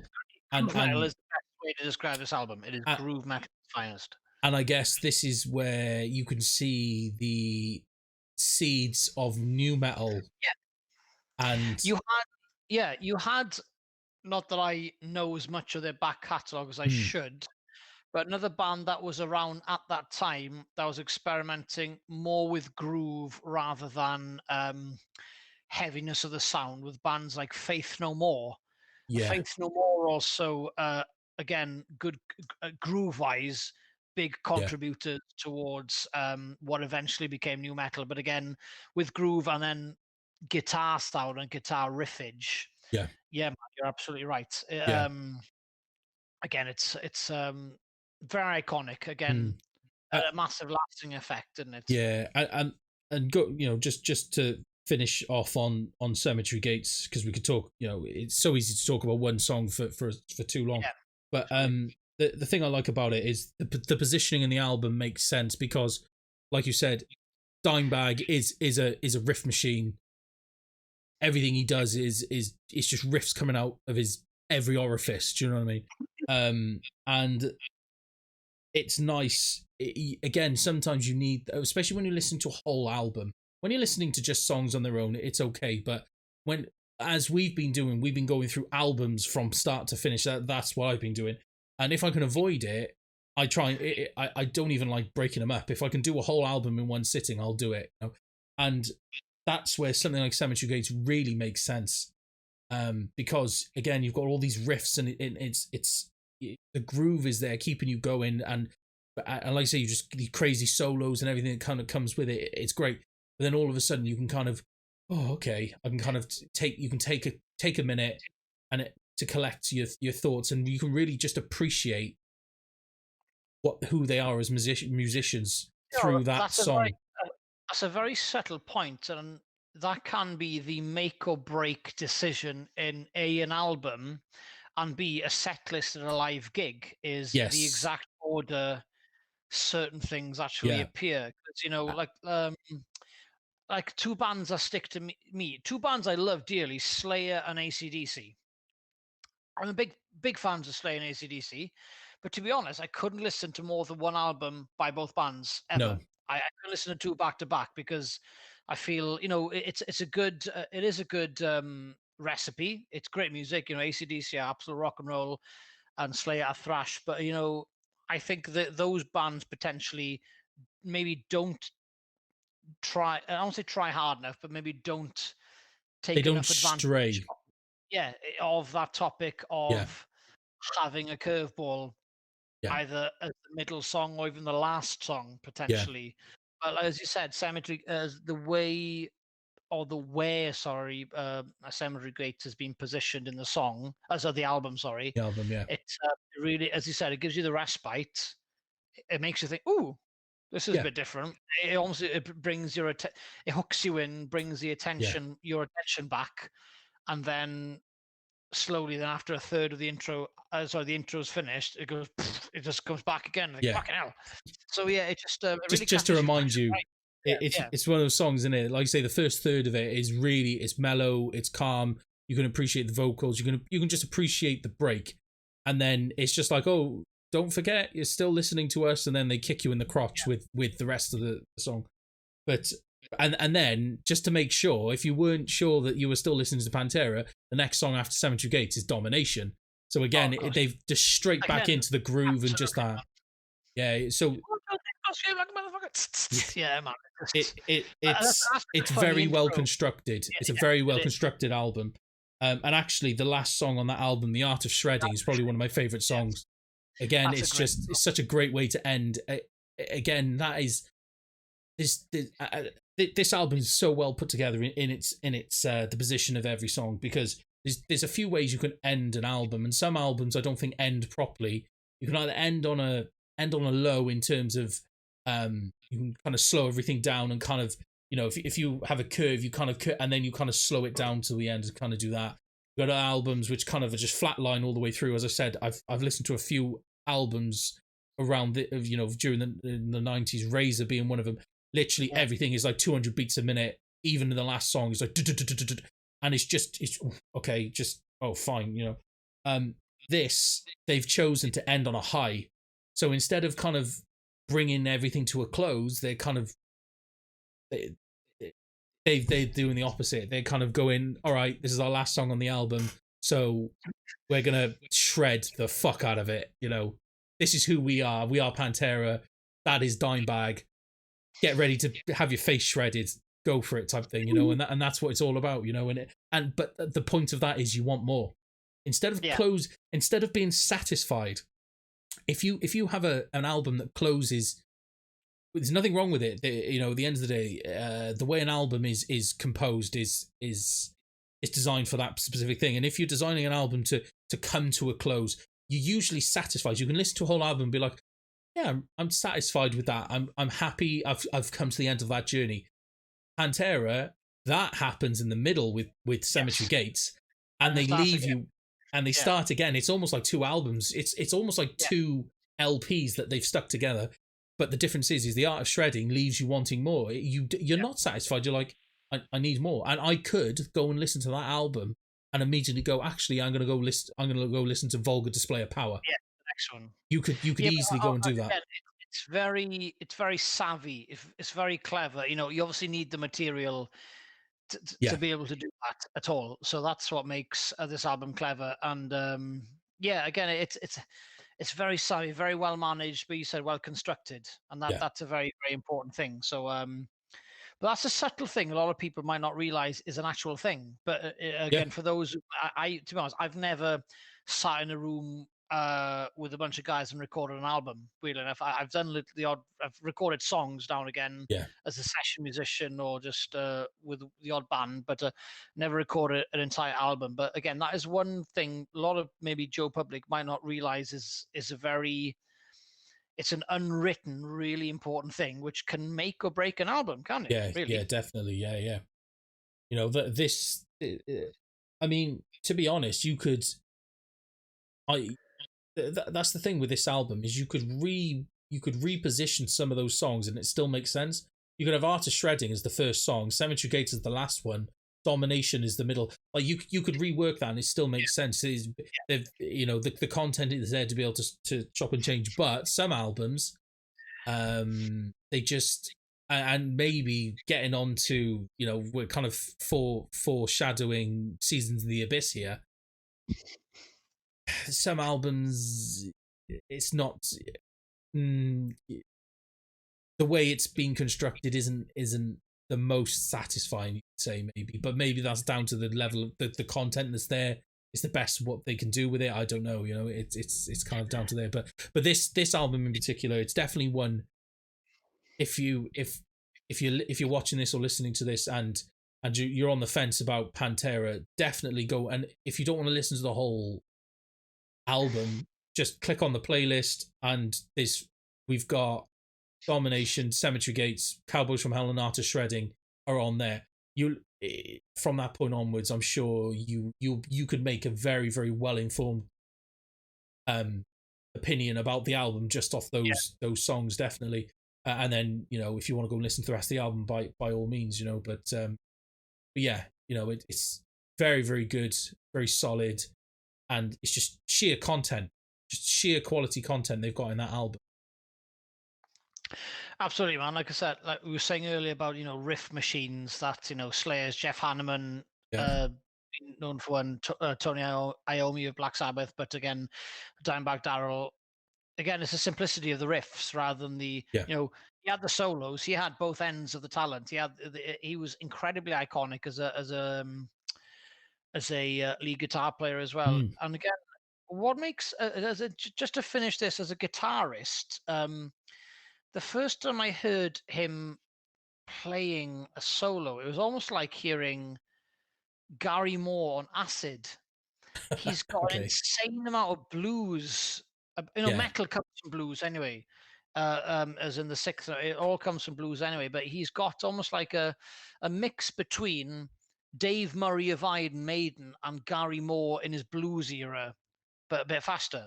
It's got a bit. It's got he's got such a great amount of feel, and then a great deal of speed at the same time. So there was never a guitarist like him in any way, shape, or form that had that style. But he was almost a mishmash of blues and then metal as well. But like, trying to think, like the solo for Walk, for example. Is that Vulgar Display of Power? That's yes, it is. Yeah. So Walk, for example, I know that's a different year now, but just the opening few licks, it's bluesy as fuck. Yeah. But it works in metal because metal comes from blues.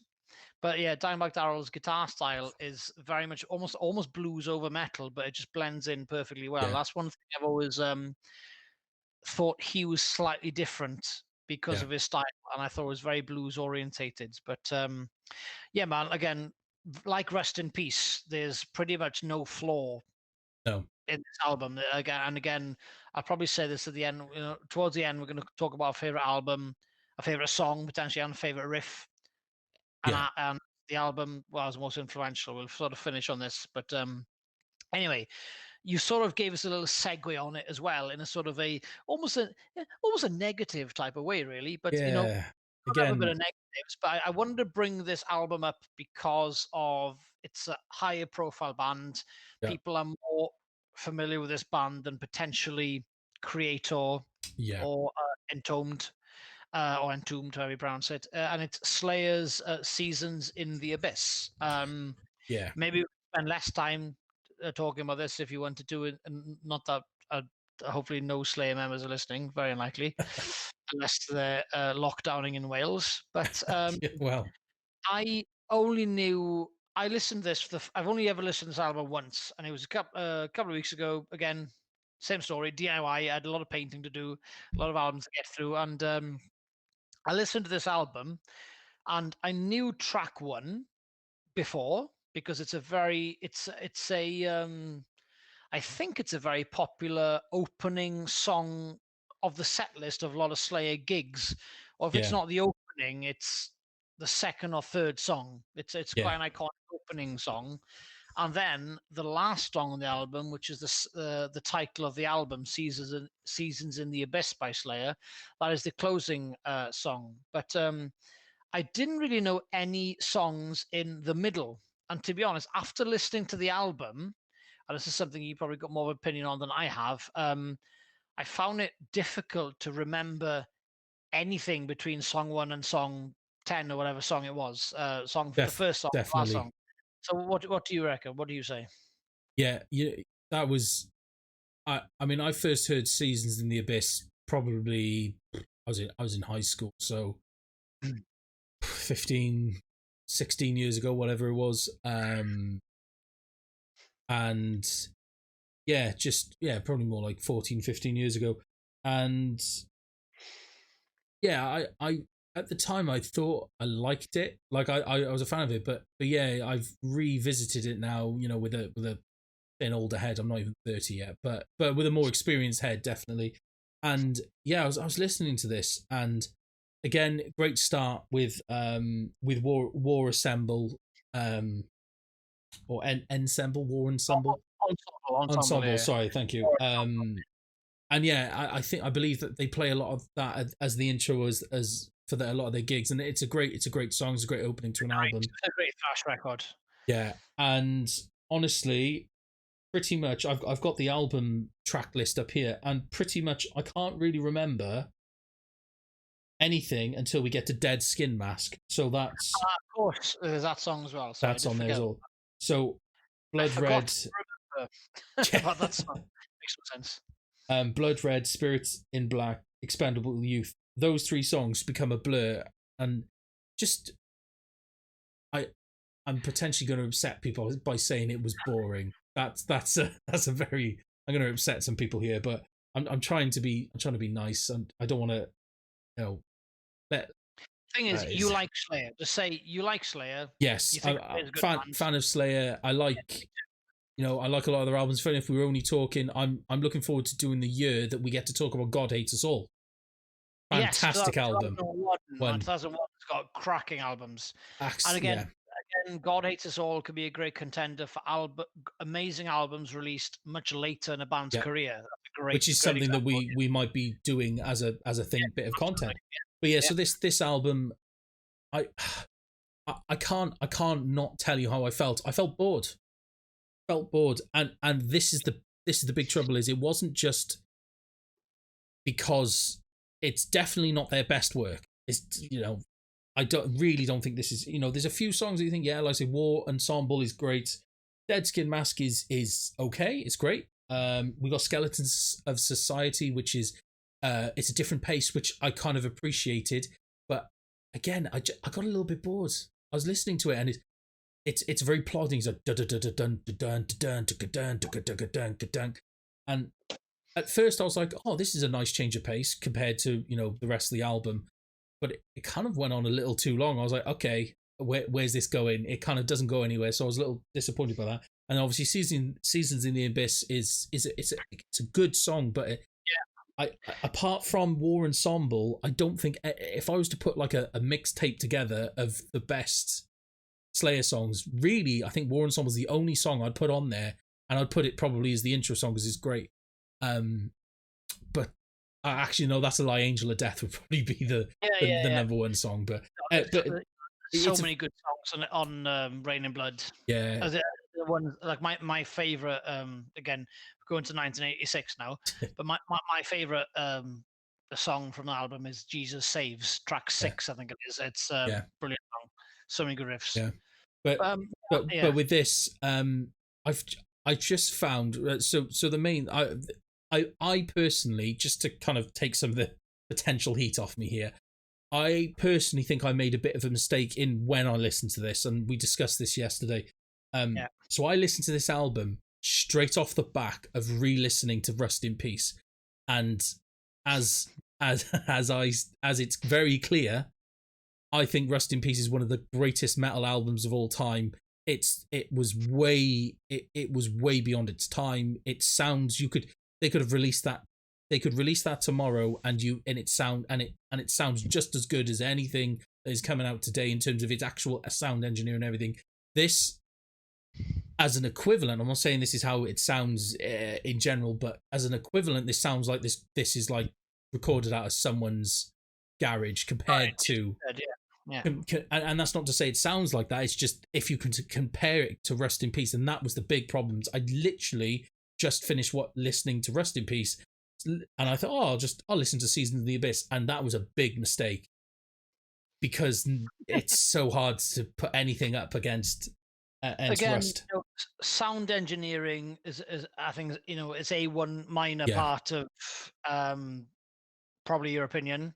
Yeah. Another one is content in regards to rhythmical variation in songs, riffing variations in songs. To be honest, again, I've only ever heard this album once from start to finish, and it's unfair for me to make a massive opinion just from the one listen. But again, as I was painting, I'll be completely honest, I was actually bored. I basically you had one track which I heard before, War Ensemble, and I felt like it was almost like a 20-30 minute track, and then I came to Seasons at the end, just the ending song, and then finish. I thought, okay. It's a very experience. It's a very vanilla album. Yeah. As I said, there's one or two good songs on there, but it's very vanilla. And what made it a lot worse, and maybe this is why my opinion's a bit harsher, is because I listened to it directly after Rust in Peace, which was a mistake. But at the same time, I could have listened to that. I could have listened to this straight after listening to Annihilator's Never Neverland, and I probably would have had a similar opinion. It's a very vanilla album, and I'm sorry to anyone who absolutely, to some people this is there is somebody out there who's got the opinion this is probably the best Slayer album ever, and that's fine, that's great, but we're talking about our opinions on this, and it's very vanilla, very I was disappointed. I'm not going to lie, I was disappointed by this. How did you feel? Well, I mean, you've kind of already said it was a very surreal experience. It was, as you said, it was just like one long song, and Season of the Abyss came on, and that was it. Yeah, that's to be honest, that's the only memory I have. But the thing is, Seasons in the Abyss itself as a song isn't. So it sounds weird. It's not actually a very good song. It's just somehow we're really bashing Slayer here. No. I'm a big fan of Slayer. I think Slayer are brilliant. But as a song, I think Seasons in the Abyss is a very poor song. But the crunching riff which comes after the acoustic solo is just brilliant. It's just such a great riff that sort of carries the entire song. But one problem I've always had with that riff. I think the riff was amazing. It's an incredible riff, but if the riff itself had the same drum beat as the verse, Yeah. okay, I got a guitar here. Why the fuck not? Okay, This could go so really well, or yeah, I'm a terrible guitarist. So we're used to this riff.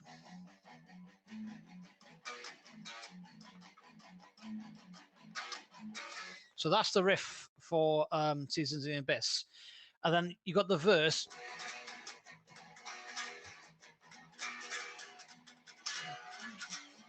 So that would be the verse riff.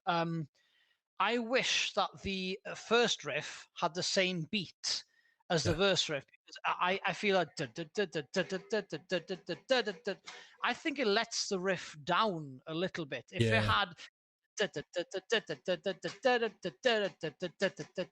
if it had that more upbeat groove, yeah, I would already lift the song to be even better than it is. I feel that the even the groove, the thing is, the riff as good as it is, and just how good the riff is, just about saves it. But as a song, it's for a Slayer song, it's an insanely radio friendly song, which is very very unslayer. yeah. And people almost forget. People almost don't like to talk about this because they don't want to say it. But it's almost like it's almost like a Slayer's Enter Sandman. It's very very. Oh my god, I've never thought of it that way. It really is. It is. It is their Enter Sandman. It's very radio friendly. It's not. It's not a terrible song at all. But if you look about Slayer's, they don't have very like ring out chords. No. As choruses at all, besides this one. I like Season in the Abyss as a song. It's not a shit song, but in regards to in the evolution of Slayer, putting it into context.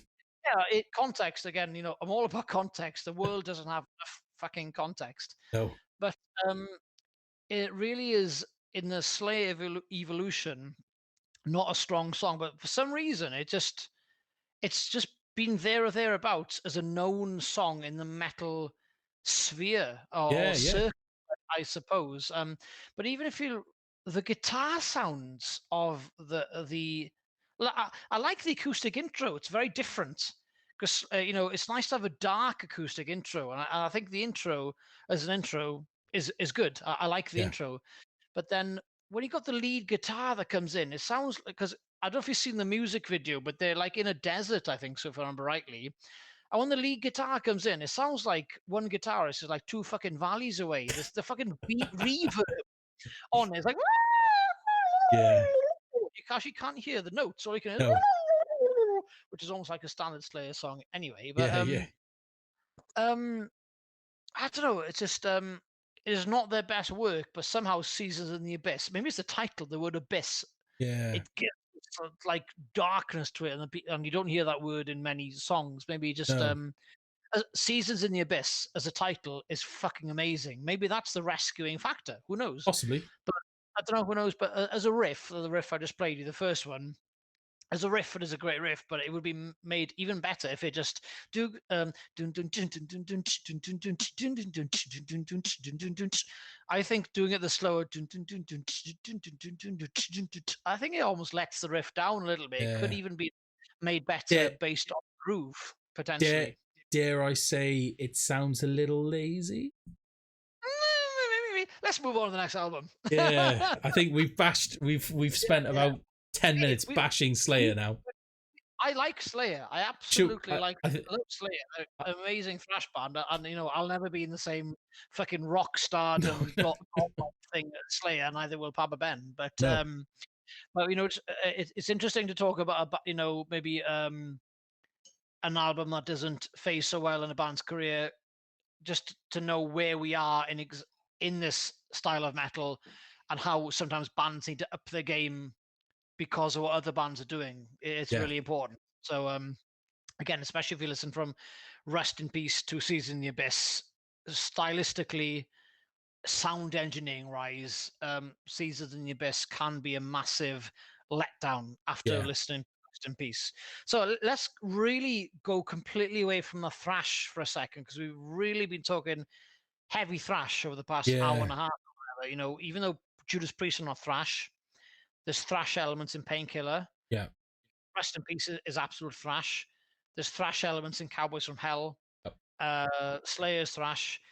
Cannibal Corpse. This is Cannibal album Corpse. 5. It's the debut album. The debut, which is why we felt like we should listen to it and talk about it, because again, going back to a conversation we had yesterday, I think it's arguable to say both myself and you, Hugh, we're not super into death metal, and maybe we're kind of exploring. We're starting to explore it now, and I touch on death metal every so often, but I've really started exploring its history and started listening to like some of the stuff that Death put out back in the 80s, and obviously this album. But the reason why we felt we should talk about this album, it's Cannibal Corpse's debut, and arguably you can say that Cannibal Corpse is the biggest death metal band out there. Don't mean they're the best. I'm not saying that. I'm just saying that pretty much anybody you could go. Yes. Say quintessential is a good word. Yeah, quintessential is a great word to describe it, because vast majority, a lot more people know who they are than a band than Death, for instance, or Obituary, or one of the, or whoever else you want to kind of put into that category.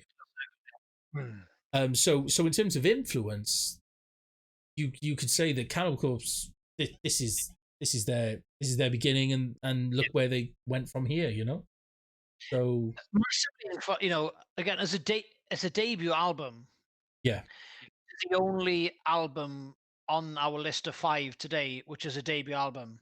So got to give it a massive amount of credit for that. So for the fact that it's a debut album and it's sometimes credited, it's unusual. Weird thing I'm about to tell you. You told me yesterday, like comparing this album, so 1990.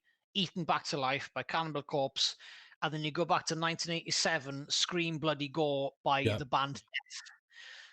They say sometimes unofficially, Scream Bloody Gore by Death is not the first official death metal record, because the lyrical content is not what today's standards of death is. It may have more of the, as you said, the musical elements of death, but not the lyrical content. And it's an interesting one. I'm going to give you one fuck of a curveball right away, right here. Power ballads. Bear with me. Okay. Every time you get, if it's Father's Day or Valentine's Day, on some TV advert, you've got the best power ballads in the world ever. Give it to Dad for Father's Day, etc. And you've always got fucking Poison by Alice Cooper on it.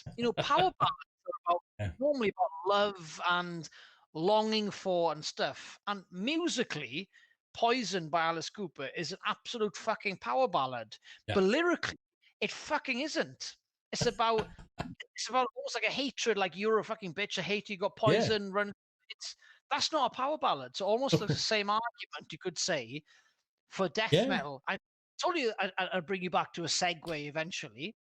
But sometimes lyrical content is actually very, very important to a style of music where you might not be able to fucking make head or tail what the fucking singer is singing about anyway. It's quite funny because it's difficult to understand what the what's the nickname for the lead singer for Cannibal Corpse? Oh, Corpse Grinder. Corpse Grinder. That's it. Absolutely hard. Big fucking neck. But Corpse Grinder. That's it. But lyrical content and that element of the equation is very important, because you could say Scream Bloody Gore from 1987 was the first death metal record. You could even take it before that and say 1985's record by Possessed, Seven Churches, technically could have been the first death metal record. You could even lead it back to Venom's early work, because Venom, you could say, snowball, thrash, black, and death metal. You could say and Celtic Frost. You can't forget Celtic Frost as well. But lyrical content is obviously a very big part of it, and especially with Cannibal Corpse, they technically fitted the bill a lot more for what came next, you could say. Would you agree so? Yeah, definitely. What I guess we could possibly say is Death kind of they got the spark going, and cannibals came on and ignited it.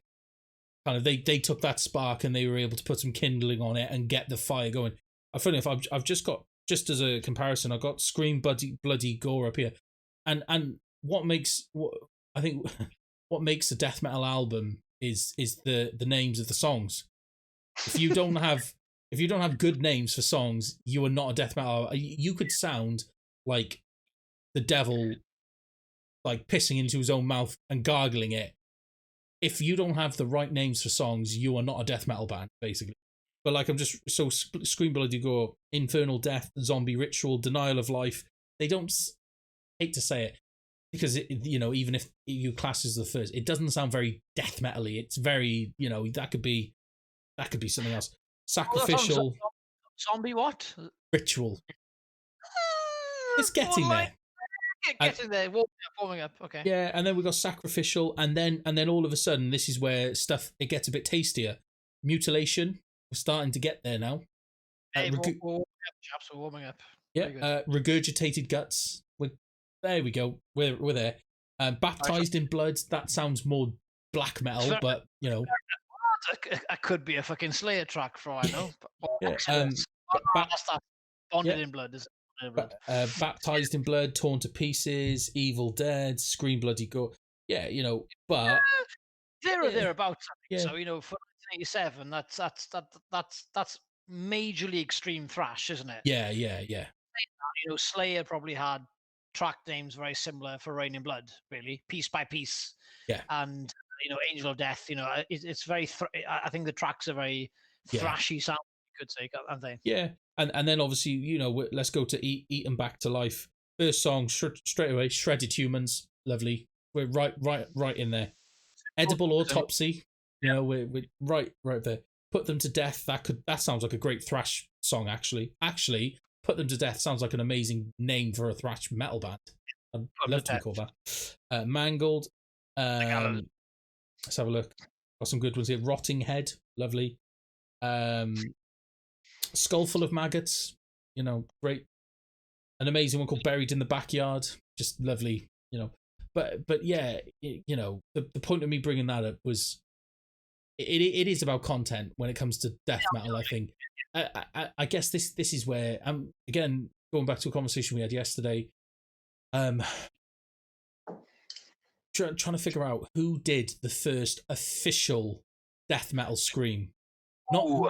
Not the first scream, not the first guttural thing. The first super low, super I can't understand what he's saying. That probably type of noise. The Cookie Monster impression, isn't it? Really? Cookie Monster. And I've listened to quite. Actually, I would say, after listening to it, I think it was Napalm Death. I think I could credit them with the first death metal scream. I think potentially, like I said, potentially, because obviously their debut album came out the same year as Scream Bloody Gore. Was it 1987? Yeah, and it was their album, wasn't it? But and usually, in so many respects, they are death metal in respect to a lot of the elements they bring, but they belong as a grindcore. That's a term that they belong. Grindcore, but all these a lot of these extreme metal elements they intertwine with each other. A lot of thrash is death, a lot of death is thrash. Like, for example, Cannibal Corpse is Eaten Back to Life. As regards to riffage, if you had a bit more, slightly more cleaner singing, like if Tom Araya was singing for Cannibal Corpse in 1990's Eaten Back to Life album, it could have been sort of a thrash record in some extent. Definitely. The riffs itself, they can be, as in, it's quite a bit of alternate picking. You actually have a bit of thrash elements, but again, so that's why the whole lyrical content thing comes back into the argument. You could say maybe musically a lot of the riffs are thrash, but because they're talking about death and not, even though so was Slayer in 1986. So it's what consists of what genre, I suppose. Also makes it a really interesting conversation. But what I do there you go. I re-listened to the album because I've listened to it a few times now. It was one of those that I needed to give it a few goes, and it wasn't. I don't really know what I was expecting, but bearing in, I think if you think of Cannibal Corpse, or if you're into Cannibal Corpse or of any sort, if you listen to any form of heavy music, you've heard Hammer Smashed Face. You've heard that at some point. If not, as we've recently discovered, if you've watched Ace Ventura, the band, in case anyone's listening to this or watching this, if you've ever watched Ace Ventura: Pet Detective, the first one, and when Ace goes into the club and there's a band on stage, if you look behind that band, they've got, it's there. I don't know how I missed it. It's Cannibal Corpse, and they're doing Hammer Smashed Face. It's literally them performing it, and it was because Jim Carrey was a massive fan of Cannibal Corpse, and he wanted them to be part of the movie. So that hence why that's there. Fate is incredible how that works out. It could have been fuck man, it could have been Def Leppard on that stage. Yeah. And it would have changed it. If it was a different actor, it could have been a completely different band. Yeah, yeah. And potentially Cannibal Corpse would never had a career. No. You never know. No, All these things happen. It's funny. Yeah, and so, a lot of people know Hammer Smashed Face, and again, that's where the proper death metal scream has really been honed in by Corpse Grinder, I suppose. But yeah, so when I first listened to this album, I wasn't expecting it to be as thrashy as it was, but that's my naivety of death metal. So I gotta say, I really like the opening track. It was one of those I've asked to listen to the album a few times to kind of start picking out songs that I kind of like out of it, because it was kind of just, oh, okay, the one thing I'll say about this album is very, very raw, very raw. Yes, absolutely. Yeah, I mean, if Gordon Ramsay had a steak this raw, he would be saying something about it. We know what. What a great analogy. If Gordon Ramsay was eating the album Eaten Back to Life, he would say how raw it is. He'd send it back. Yeah. But yeah, it is very, very raw. It's very thrashy. It's not that super guttural death metal scream that I was naively expecting. Yeah. But the building blocks are there, and as I said, I think they've taken the spark that Death got the idea right with the death metal thing, and then I think Cannibal Corpse came along and went, we need to up the ante, and I think so. Again, I'm sure I'm going to upset someone who's more into death metal than what I am, but I can definitely see Cannibal Corpse with a band that's shaped death metal and pushed it on to then becoming what it is today. I think they were the ones that kind of shaped it to what we know and love about it. That very, very extreme subject matters, and again, super low guttural screams, very technically gifted. They're very, very good musicians, very, very technically gifted. But yeah, yeah. But as I said, the first the first song on that album is really atmospheric. I got to be honest. The thing I like about Cannibal Corpse anyway is they tend to give a lot of love to their bass player. Like again, Hammer Smash Face with that that little bit in the middle, and there's a few songs on this album which again you get everything goes quiet, and the bass and the intro to this album, it's really atmospheric. It builds up, and then all you hear it's just the bass because it's going, and it's super low. It's I really like the tone. It's not super, like I say, it's not all twangy. It's that kind of. It's punky. It's got this very raw, punky. 70s punky feel to it. Yeah, and it's very even Motorhead feel to it. Yeah, to a certain extent. It's kind of tuned down and not quite as aggressively sounding, because I think it's a bit more of a fat sound to it. But you've got that the grip there, and it's just like, but it's really atmospheric, and it's a great way to open the album actually. And that, funny enough, that actual song is I put it on the playlist because I think, again, very atmospheric, and it was a great way to open. And it's I don't want to say it intimidated me as such, but it's an intimidating way to open an album. You know, it's especially if you've got headphones on with good bass, or if you're listening to the car and you've cranked the bass on the speakers that you're listening. It proper, like, if you had a strong enough kind of like subwoofer, that opening would proper shake, like it would literally shake you, that because of how strong that bass is. Very, very good, very good. And so yeah, I was pleasantly surprised, even though I didn't know what I was walking into with Eaten Back to Life. Hey man, that's a fantastic explanation. Mm. Again, that's the one album I was less familiar with, and the one I've listened to most recently. But I've listened to it 2 or 3 times as of late, especially on the headphones. And yeah, I think the more I listen to it, the more I sort of appreciate the roots of, I think, early death metal. Yeah.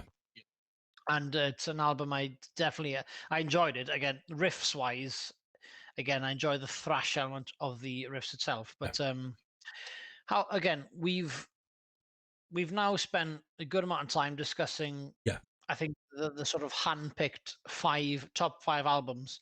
Yeah. They might not be our favorite top 5 albums. No. But we've sort of hand-picked the top 5. But I was just curious, again, from the year 1990, there are obviously a lot more albums than the ones we've discussed tonight. Yeah. So I'm just curious about the sort of, I won't say more obscure ones, but ones outside the top 5. Which ones have you been listening to as of either have you listened to as of late, or have listened to in the past that you've enjoyed, either to the same level or more so than the top 5? Yeah. So, okay. So I've got the list here. As I say, I save all the albums that I wanted to listen to / enjoyed listening to. I kept them here. So from 1990, I've listened to and enjoyed Never Neverland by Annihilator. Again, Jeff Waters is an absolutely fantastic guitarist. I would say personally, he's the most gifted guitarist in metal. He's incredibly subtle in what he can do, but he very, very insane talent. You know, he's an insane talent, and he does lots of these little, you know, in the songs. Funny if we were talking about Fun Palace just before we started, which is the first song, and it's a great song to start the album. Again, it's just lots of little things. It's lots of little things he adds in there, and it's you appreciate them, you know. And I hope we get to talk about the year that they released their debut album, which was Alice in Hell, because again, it's full of stuff like that. It's excellent. I'm kind of going to reel them off because again, we're going to be here a long time if we talk too much into detail. But no, Never Neverland by Annihilator. I've listened to Persistence of Time by Anthrax. Great album. It's a very good album. My one, I don't want to say criticism. All the songs were like 4, 5, 6 minutes each, so it was. I got to the end of the album, and it was. Towards the end, it got a little sluggish for me. Oh, not sluggish. It was a bit of a slog.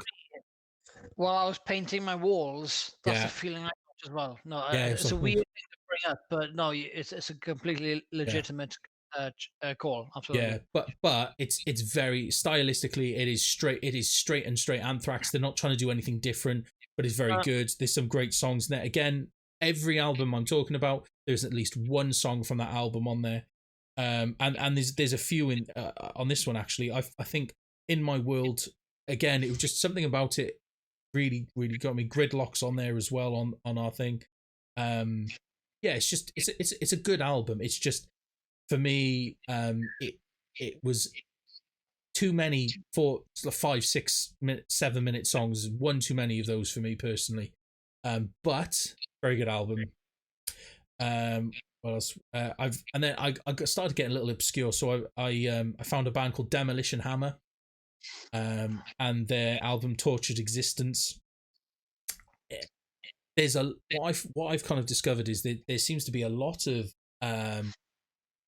albums that kind of released around this time that they really like a blast beat. There's a lot of blast beats in albums in 1990, but. Yeah.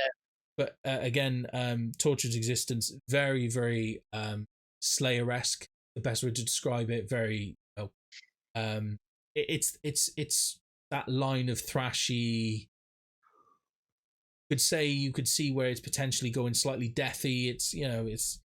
There was a lot of in betweens. I think again this was the slow rise of death metal in this period. So it's funny because you've got thrash, which is kind of dying off by this point.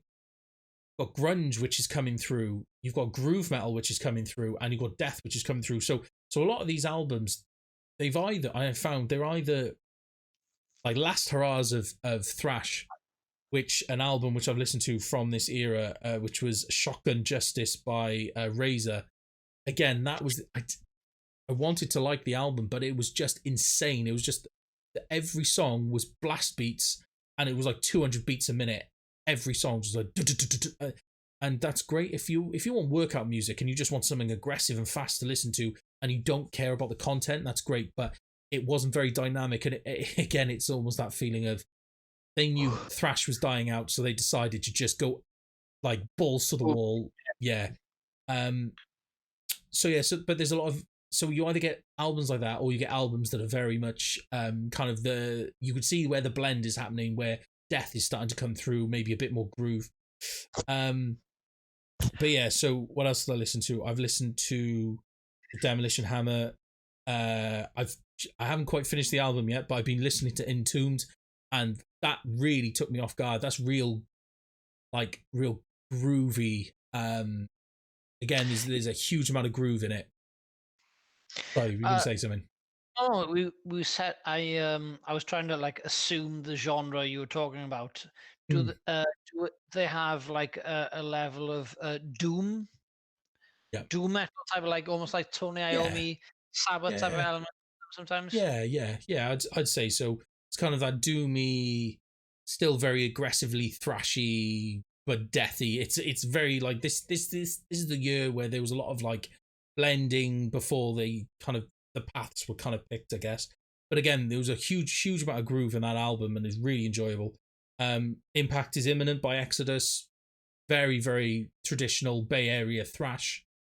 I think that was just good. It was good fun. I got to be honest. Again, there's a couple of songs on the playlist from there, but it was just fun. And I find with Exodus, a lot of their albums are the same. They're very fun albums to just kind of listen to.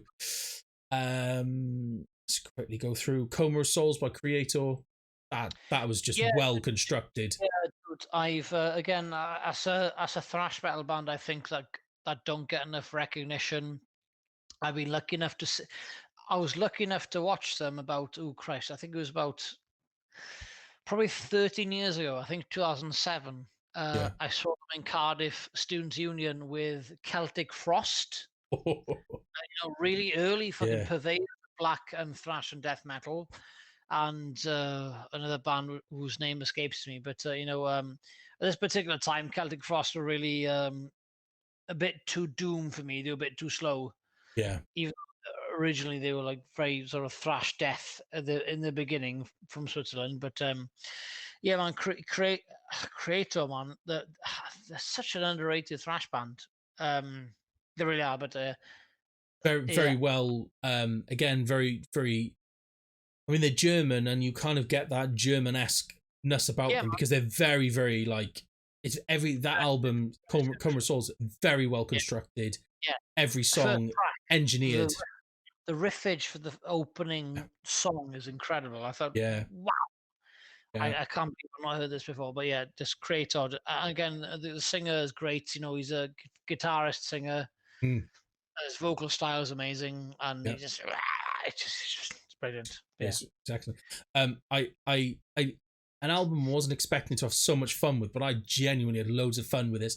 Army of Corruption by Napalm Death.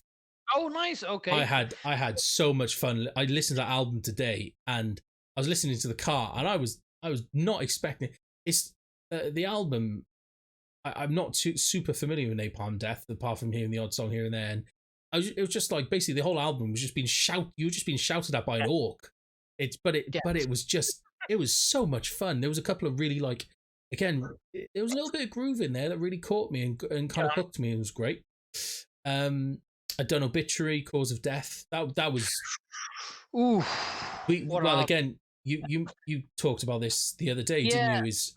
I said yesterday, like I again, yourself and myself are quite similar in the respects of before this, listening project, we weren't probably very familiar with the early death metal contributors, I suppose. Yeah. And Obituary are sometimes overlooked as a band that definitely were incredibly important in the evolution of death metal. And I remember I was painting the fucking walls, hearing Obituary, and I thought, oh my god, I was so like Kerry King was intimidated by Black Sabbath's opening riff for their first album. I was very much the same with as soon as the singer started singing for Obituary, I thought, my god, this guy's scary as fuck. Yeah, you wouldn't want to meet him down a dark alley. It's not the normal stuff I enjoy listening to, but again, the benefits with these METALIDADS podcasts is you just listen to stuff that's outside your comfort zone. Yeah. And just give it a shot. And I gave it a shot, and the guitar work for Obituary is fucking amazing. Yeah. Band-wise is great, but yeah, vocally I was absolutely petrified listening to it first. But yeah, I kind of and dude, that's 30 years ago. Yeah, 30 years ago. So I can't imagine at that time what they achieved as a band, stylistically, what they were doing. Yeah, hands down for them. Yeah, Incredible. yeah. Very impressive. Yeah, very impressive. And the final two albums that I managed to get through, Souls of Black by Testament. Yes, I think such a strong opening riff in that first song as well. Dude, again, Testament. It's a band you meet almost like tennis ball, or like reasonably regularly, thinking this is one of the bands we want to try to get into, etc. But again, I'll be lucky enough to see him live once.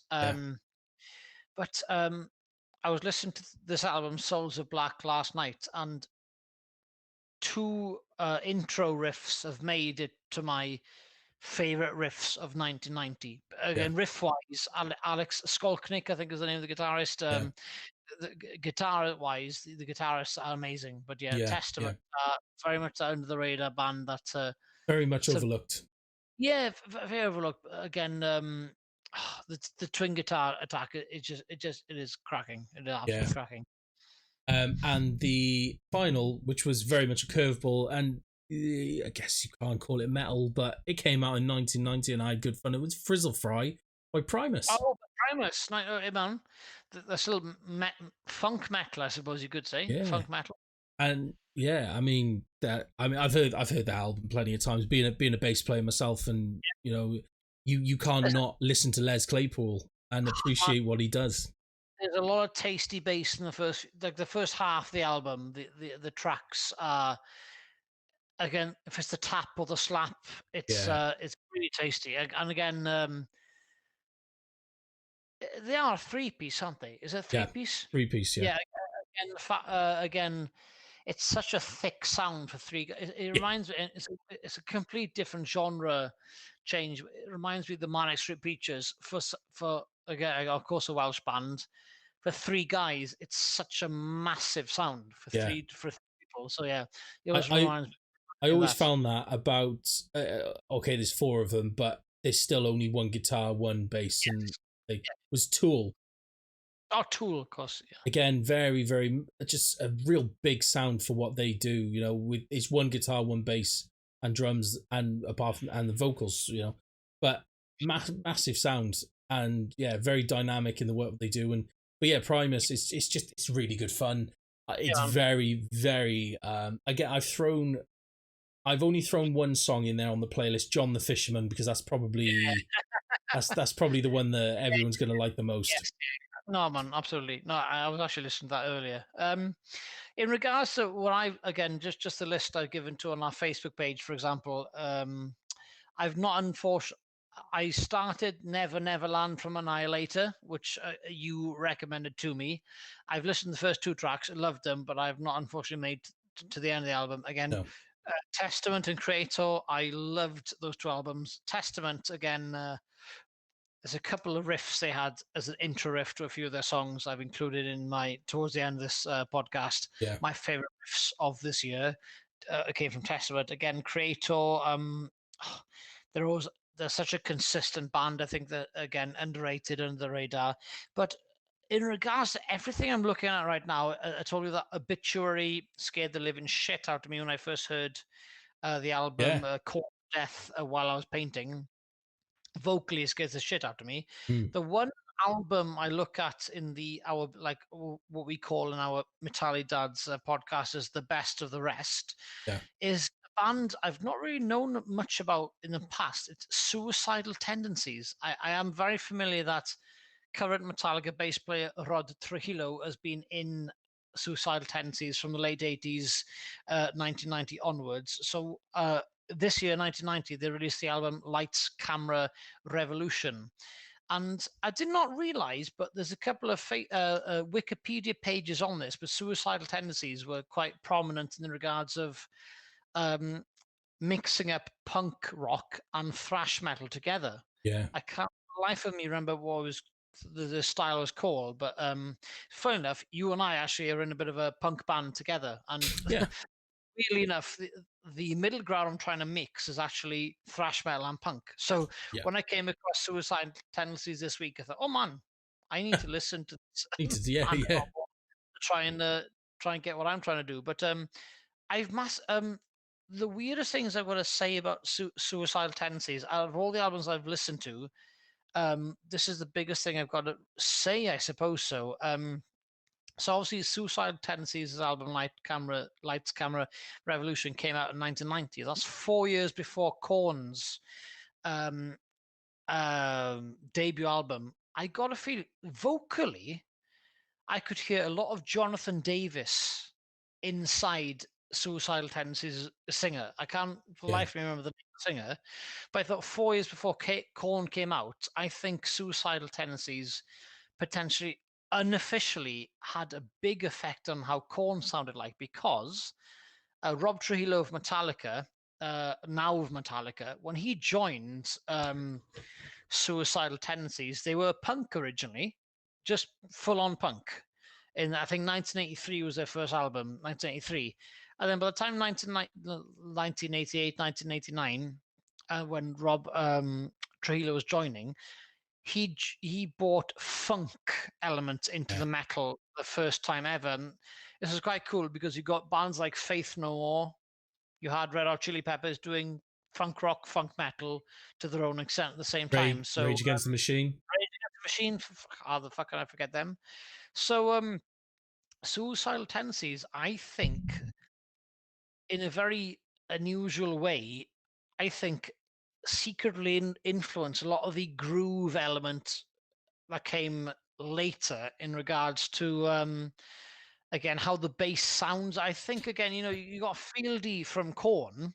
I think has got a lot to thank Rob Trujillo of current Metallica from. I've never really noticed. I could be complete bollocks what I'm talking about right now, but when I heard today's the past couple of days, listen to this album Lights, Camera, Revolution, and that's the impression I get is wow, I can hear elements of the early new metal forefathers in this album. If it's vocally or if it's bass and groove, definitely bass and grooves. Groove. Definitely. I think Suicidal Tendencies have given a very big contribution, potentially with very little recognition. Potentially, I don't know what you. No, definitely. I mean, I haven't heard the album all the way through, but I've heard songs throughout it as well as a lot of their other work and that. No, definitely. I'd say they get forgotten about is a harsh word. It is a harsh way to put it, but they kind of have. I mean, again, with the success, with Rob's success, everyone knows Rob of Metallica now, not Rob of Suicidal Tendencies. But the mid to late 90s was a really weird time for metal because it was where it started to transition into, dare I say it, a more radio friendly version of itself in new metal. Hence why all of a sudden these songs would be played on the radio, something that hadn't been done for a while. This was a definite catalyst. Yeah. That was definite catalyst that kind of drove drove the style. And yeah, no, I could definitely see where Korn has got their influence from, and then from Korn, their influence has kind of influenced many other bands, and they've discovered other bands through it, and you know, so what we're trying to say, just to put things into perspective, and this is going to be a polarizing thing, is without Suicidal Tendencies, we wouldn't have had Limp Bizkit. Yes, to a certain extent, because Korn discovered them, and possibly Korn was influenced by. Do you see what I mean? Hey man, swings and roundabouts, man. Absolutely. No, it's a difficult one to call, but again, before tonight, suicidal tendencies. I had no much idea about it again because I haven't invested the amount of time into it. But it's definitely a band. After the listening from that album, 1990, I want to really get into their back catalogue again, post 1990 and pre 1990, because I think I got a lot of influence to learn about these guys. Absolutely. So I think for my looking at the list, like I if it's Anthrax again, Alice in Chains, Facelift from that same year. Again, you could call them grunge metal because again they were very in their own time a very influential band. Alice in Chains, again, Jerry Cantrell, incredible guitarist, Lynn Staley, great singer. But Alice in Chains for me, every time I listen to them, I do still get this Slayer to AC/DC feel where there's not much of a difference between all the songs. It's like there's not a massive amount of difference, but I still enjoy listening to the album nonetheless. But out of everything I've written down here, and unfortunately, I've not listened to all of them. I've not listened to Steve Vai's Passion and Warfare yet. Bathory's Hammerheart. I've not listened to Napalm Death yet. Dayside's first album, Dayside, is massively on my list. And again, Annihilator's Never Never Land. But out of all these sort of like unsung heroes I've listened to, from 1990s, surprisingly, didn't think they'd be this. It would actually be Lights, Camera, Revolution by Suicidal Tendencies. I didn't think that'd be a thing, but it is. It is that thing. So, and this is the beauty of this thing that we're doing. This Rockerspective is it's pushing us out of our comfort zones, and we're experiencing these some of these things for the first time, or we're rediscovering things, and I'm really looking forward to where this is taking us, and yeah, you know, I'm looking forward to be able to share this on YouTube and wherever we're going to be able to post this, and I hope people enjoy listening to this and listening to our kind of hot takes on these things, as rambly as we can get. But that's kind of the beauty of what we're doing, is we're not making out that we're literally two guys who are into heavy metal and all of its subgenres, and we are either rediscovering or discovering music from an era, and we are just chatting about it, and that's kind of what the beauty of this is all about. Absolutely, my friend. Absolutely. So maybe it's a good time to potentially finish now on something you suggested, actually. 4 questions, really. So what's your favorite album out of everything we've discussed tonight, either the top 5 or the ones that came after? So favorite album, favorite song, really fucking difficult, favorite riff, and then most influential album. So I don't know if you've prepped anything as an answer. After 2 days of thinking really difficultly, I've managed to come across something to give you an answer to everything. So I don't know if you want me to go first, or if you're happy to crack on, you can crack on. I've got ideas in my head. Like, I know for me, my favorite album is probably not going to come as a massive surprise. Favorite song, I know. Favorite riff, there's a lot of amazing riffs that I've heard, but I've got one in mind that I think really stands out. Most influential album, that's the one I'm kind of stuck on a little bit. So I'll let you go first, and I'll see if it helps make sense for me. Yeah, sure, man. Like I said, I've probably hinted a lot of the time where I'm going with everything. But favorite album for me, again, just because of the it's a mix of taste, it's a mix of nostalgia of coming across this album for the first time. Not that I'm knocking any of the other albums we've discussed tonight, but for me, my favorite album from 1990 is the album Painkiller by Judas Priest. Now, this might sound really weird, but I remember the year 1990 for three major things. First of all, Nelson Mandela was released from prison. Secondly, my sister was born, and thirdly, Judas Priest released Painkiller. Those are those are the three, and I've only got one sister. So Yeah. every time I see 1990 written down, I've got those three major things. So Mandela, sister, Painkiller. Those are like my big three. So my favorite album from 1990 is Painkiller. I'm just absolutely in love with that album. And as we said yesterday, we want to try it every time we get a different question, try and give a different answer. But I think probably my favorite song from that year, again, it's from the Painkiller album. It's not Painkiller itself. It's the album. It's the song Metal Meltdown. It's because as a singer, vocally, I love to sing to that song, and the chorus riff is almost like Slayer-esque, Yeah. which is very unusual for Judas Priest. The lead guitar breaks in it are insane. The drums are thrashy as fuck. So Metal Meltdown is my favorite song from 1990. It just, I think that was I think that's so quintessential to the album, as is the song Painkiller anyway.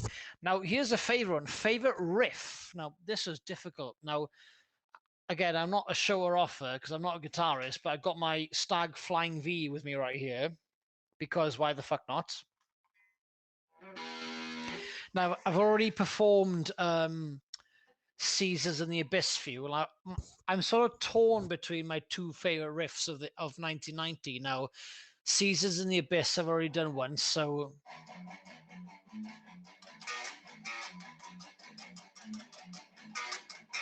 that is a fantastic riff. It really is great, even though again it might not be in the best song as a riff itself. Again, for someone who's like starting out, that's an achievable guitar riff to do. Yeah.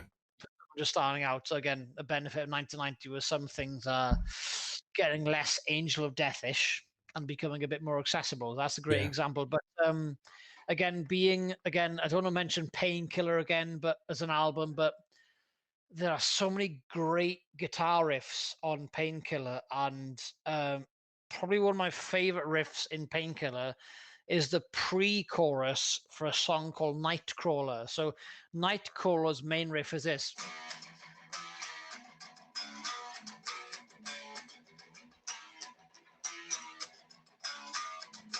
So that's the main riff from Nightcrawler, but it's got a pre-chorus. And the pre-chorus riff is probably my favorite. And it actually, the pre-chorus riff actually happens again as like a middle eight riff for when the song calms down and comes back into the chorus. And it's this riff.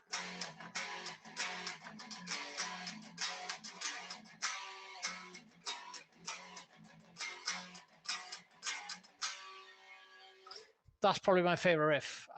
It's between Seasons in the Abyss and Nightcrawler. It was probably...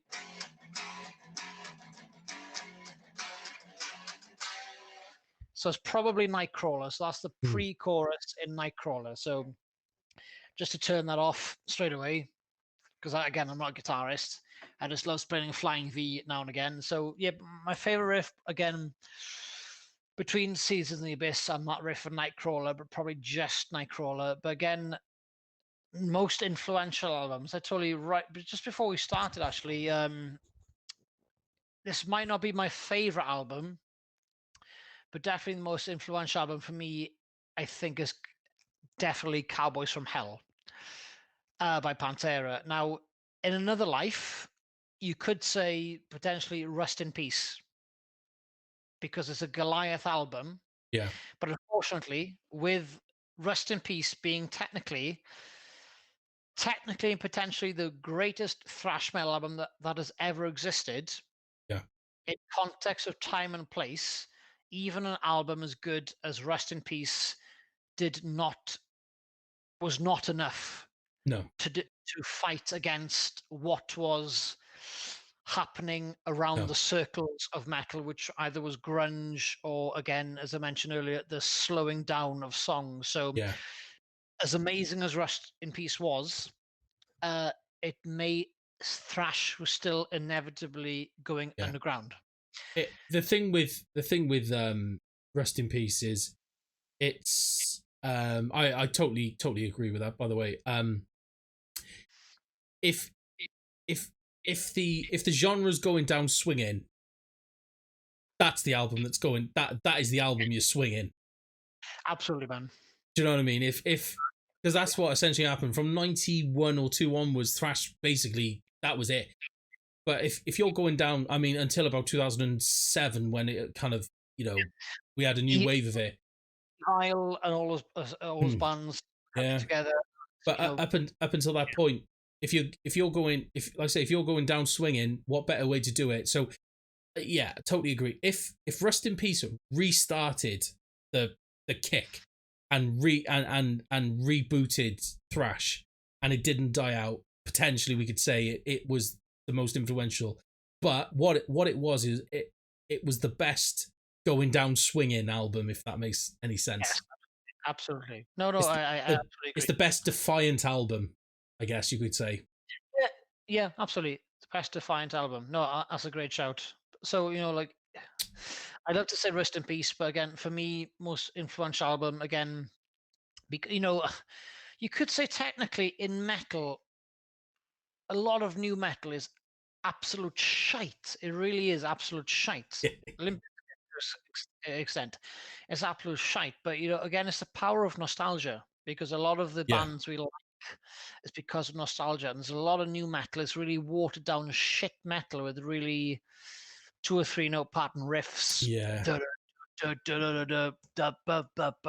Again, but at the time, it's what was happening. It's what was cool, and associate what was cool with what everyone was doing, and it's cool to like it. So again, nostalgia is really, really important. But for me, again, for me, the most influential album of the year 1990 was Cowboys from Hell, because of how it slowed down metal music, grooved it out, and how it shaped. It was a massive shape of new metal. It was a massive shape of rap metal. Again, rhythmically speaking, groove. Again, groove, about the groove. So for me, the most influential album of the year 1990 was Cowboys from Hell from Pantera. Not my favorite one, but definitely the most influential one. So yeah. Oh yeah, so that's cool. I'll go to you, Papa Ben. Okay, so so we'll do favorite album. I could give you 3 guesses and you'll probably guess, first on the first one. Yeah, it's rest in peace. At the end of the day, we're not, this doing this little exercise to end the episode is literally, we're not trying to be edgy. We're literally just trying to be like, that's what I enjoyed the most. And yeah, Rest in Peace, as I've said. Even if you take the vocals and stuff like that out, because I can totally understand Dave is not the best vocalist in the world by no means. But what we can say is for me, it's comfortably in the top 5 probably best metal albums of all time. That's personal opinion, I suppose. But again, if you take for what it is, the work that goes into it and everything. So yeah, so from that, and like I said, the trouble is like if I listened to Rest in Peace, I had to give everything else a break. I couldn't listen to anything after it because it would just ruin it. As I discovered, well, to be fair, Season of the Abyss is not a good album anyway, but it was made 10 times worse by doing that. And so after that, after I'd listened to Rest in Peace, I'd pretty much give it I wouldn't listen to another album for the rest of the day because it wasn't worth it. Because I would end up going, can't do it. Yeah. So yeah, it for me it streaks ahead. So yeah, so favorite album, Rest in Peace. Big surprise. So favorite song is probably I again, there's probably a list of a few, but I'm going to say Painkiller. Oh, nice. Surprise. Yeah, because nice. It is like, as I said, in my mind, it's the, like, if somebody said, I've never listened to a second of metal of any of its genres, sum it up for me, I'd just be like, listen to this song. and like, that's a really cool statement. As a Priest fan, I'm really happy with that statement. Honestly, like, really am. Everything about it, it's got an awesome opening. The lyrics, should I tell you? And actually, it's got one of my favorite like section of lyrics. Yeah. The lyrics of the song are amazing. They are incredible. I love it. But the bullet, terrifying scream, reaching for the I was going to say that my favorite segment of lyric comes from this song. Off the top of my head, I can't remember the exact all, but it's when it says faster than a laser bullet, louder than an atom bomb. That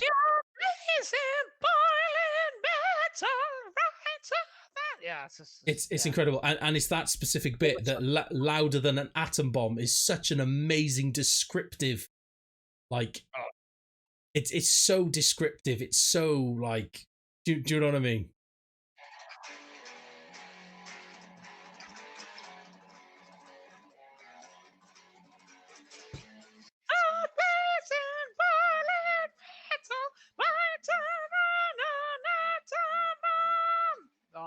Dude, it's just lyrically is incredible.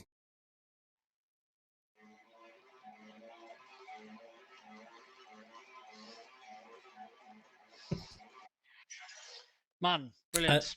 And that's the thing. I'm so glad you said that. I gotta be honest. I was torn between that and Holy Wars because, again, how impactful Holy Wars is. But as I said, and it doesn't take anything away from Holy Wars. It's an incredible song. Man.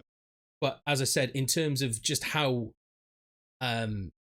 epic, like, Painkiller is probably one of the most epic songs I can think of. It's incredible lyrically, musically, compositionally. The whole thing is just epic. And as I said, if I needed to sum up heavy metal in one song, it covers the bases. It's how many solos has it got? 3? Why not? It's got like 2 or 3 solos. It's got a drum solo at the beginning. It's got It's got like Rob's vocals and nuts. Lyrically, it's just talking about some crazy metal man coming to kick the shit out of everyone. It's just, everything about it is amazing. So favorite song is Painkiller.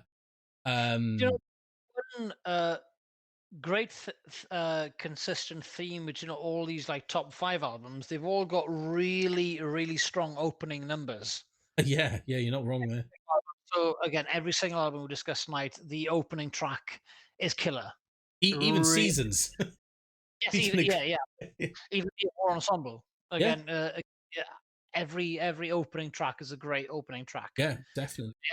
It sort of paves the way to what's coming next. But I'm surprised you said Painkiller. I'm really happy to hear that that's what you said, because again, it just takes me back to the nostalgia of my first time listening to it. Again, it's just wow. It's just it doesn't it like that song blows your head off. It's like, oof, whoa. Anyway, so favorite riff. Again, I'm a little torn because, again, the going back to Holy Wars, that the one just after the opening where you go and then when everyone kicks in, like it's an incredible riff. Yeah, that's a great riff. Yeah, and again, how impactful it is. But actually, the one that really caught me is actually the opening riff of the off the album Souls of Black by Testament. Oh, right, okay. It's the opening, the first song there, beginning of the end. The opening the opening riff to that is so groovy, and it's the one that I think again, maybe because I've listened to Rust in Peace so many times now, it's kind of just ingrained into me. But the opening to that song, wasn't expecting it, and I had to stop what I was doing. I was like, whoa, this is cool. I sat down, and every time I listen to it, like I've got the thing. I don't really know how to describe it. Basically, there's there's a slightly rare genetic defect in certain people who get goosebumps by listening to music. It's quite uncommon. Plenty of people have it. It's not like one in thing, but it is quite uncommon, and I'm one of those people to get it, and that triggers it every time. As soon as I listen to it, all the hairs on the back of my neck stand up, and I get goosebumps, and it's very sonically pleasing for me. So yeah, so actually that was a complete curveball. I was ready to say Holy Wars, but actually no. Beginning of the End, first song of Souls in Black. It's on the playlist. It's such a good opening, such a good opening. So yeah, so that's the riff. Most influential album. It's boring, but I'm gonna have to agree with you. It is Cowboys from Hell. It again, look at what it's paved, and even from the, not even just the new metal stuff, but like bands like Lamb of God, were directly influenced by Pantera and stuff like that. So, yeah, you know, and again, it's Machine Head.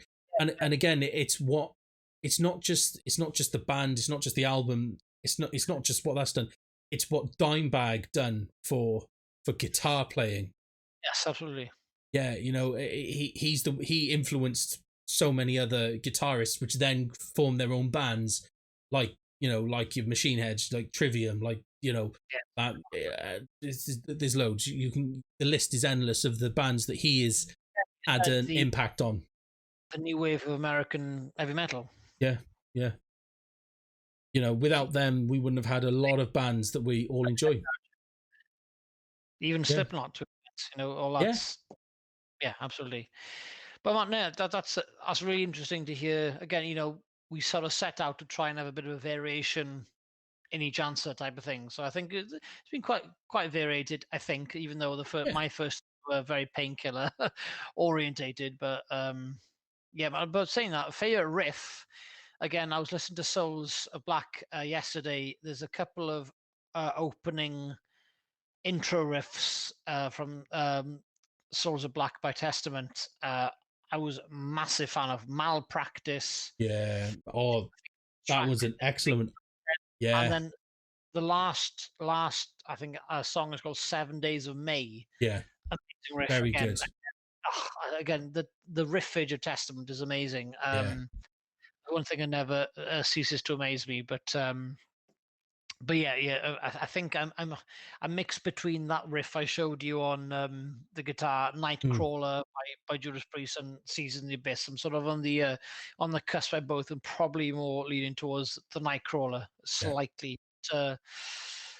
Anyway, dude, we've had a good few hours discussing just 5 albums in reasonable detail, and then just a few others. So again, for all those listening tonight, again, you know, if you don't know as much about these albums, it's not important. Hopefully, if you're listening right now, you've had a bit of inspiration to try and seek out these albums. So we've given you a top 5 sort of high-profile acts or bands from that year, and then a few others myself and Papa Ben have been listening to on the side. Yeah. So, if you are influenced to go and check these out, the link to the playlist, the Spotify playlist, will be in the description. Click on that. Go nuts. There's as I said, there's songs from albums that we haven't been able to discuss today. But it's a good playlist. I'm not just saying that because we've made it. Like I listen to it on shuffle in the car, and because it's all the I don't want to say the best ones, but there's a lot of bangers on that playlist. So every song is just like a banger in its own way, and it's good listening. So maybe start there, and then if you like what you hear, go and explore the back catalogue of some of these bands. Absolutely, man. Yeah, Ben, again, thanks for your company tonight. So it's been emotional. No, it's been emotional. So all METALIDADS, diolch yn fawr iawn i chi gyd. Thank you very much for your company as ever, and sharing your thoughts, Ben, and your humor with myself today. Yeah. And guys, remember, no matter the podcast topic, whether it's whammy bars or weaning, napalm death or nappies, it's always good to talk. So from myself, Daddy Hugh. And myself, Papa Ben. It's Nostar from us, so good night. And Fathers of Metal, please remember to be kind to yourselves as well. So I'd like to say Definitely. big Nostar, and we'll catch you in the next episode of Rockerspective. Cheers, guys. Love you. All the best. Nostar.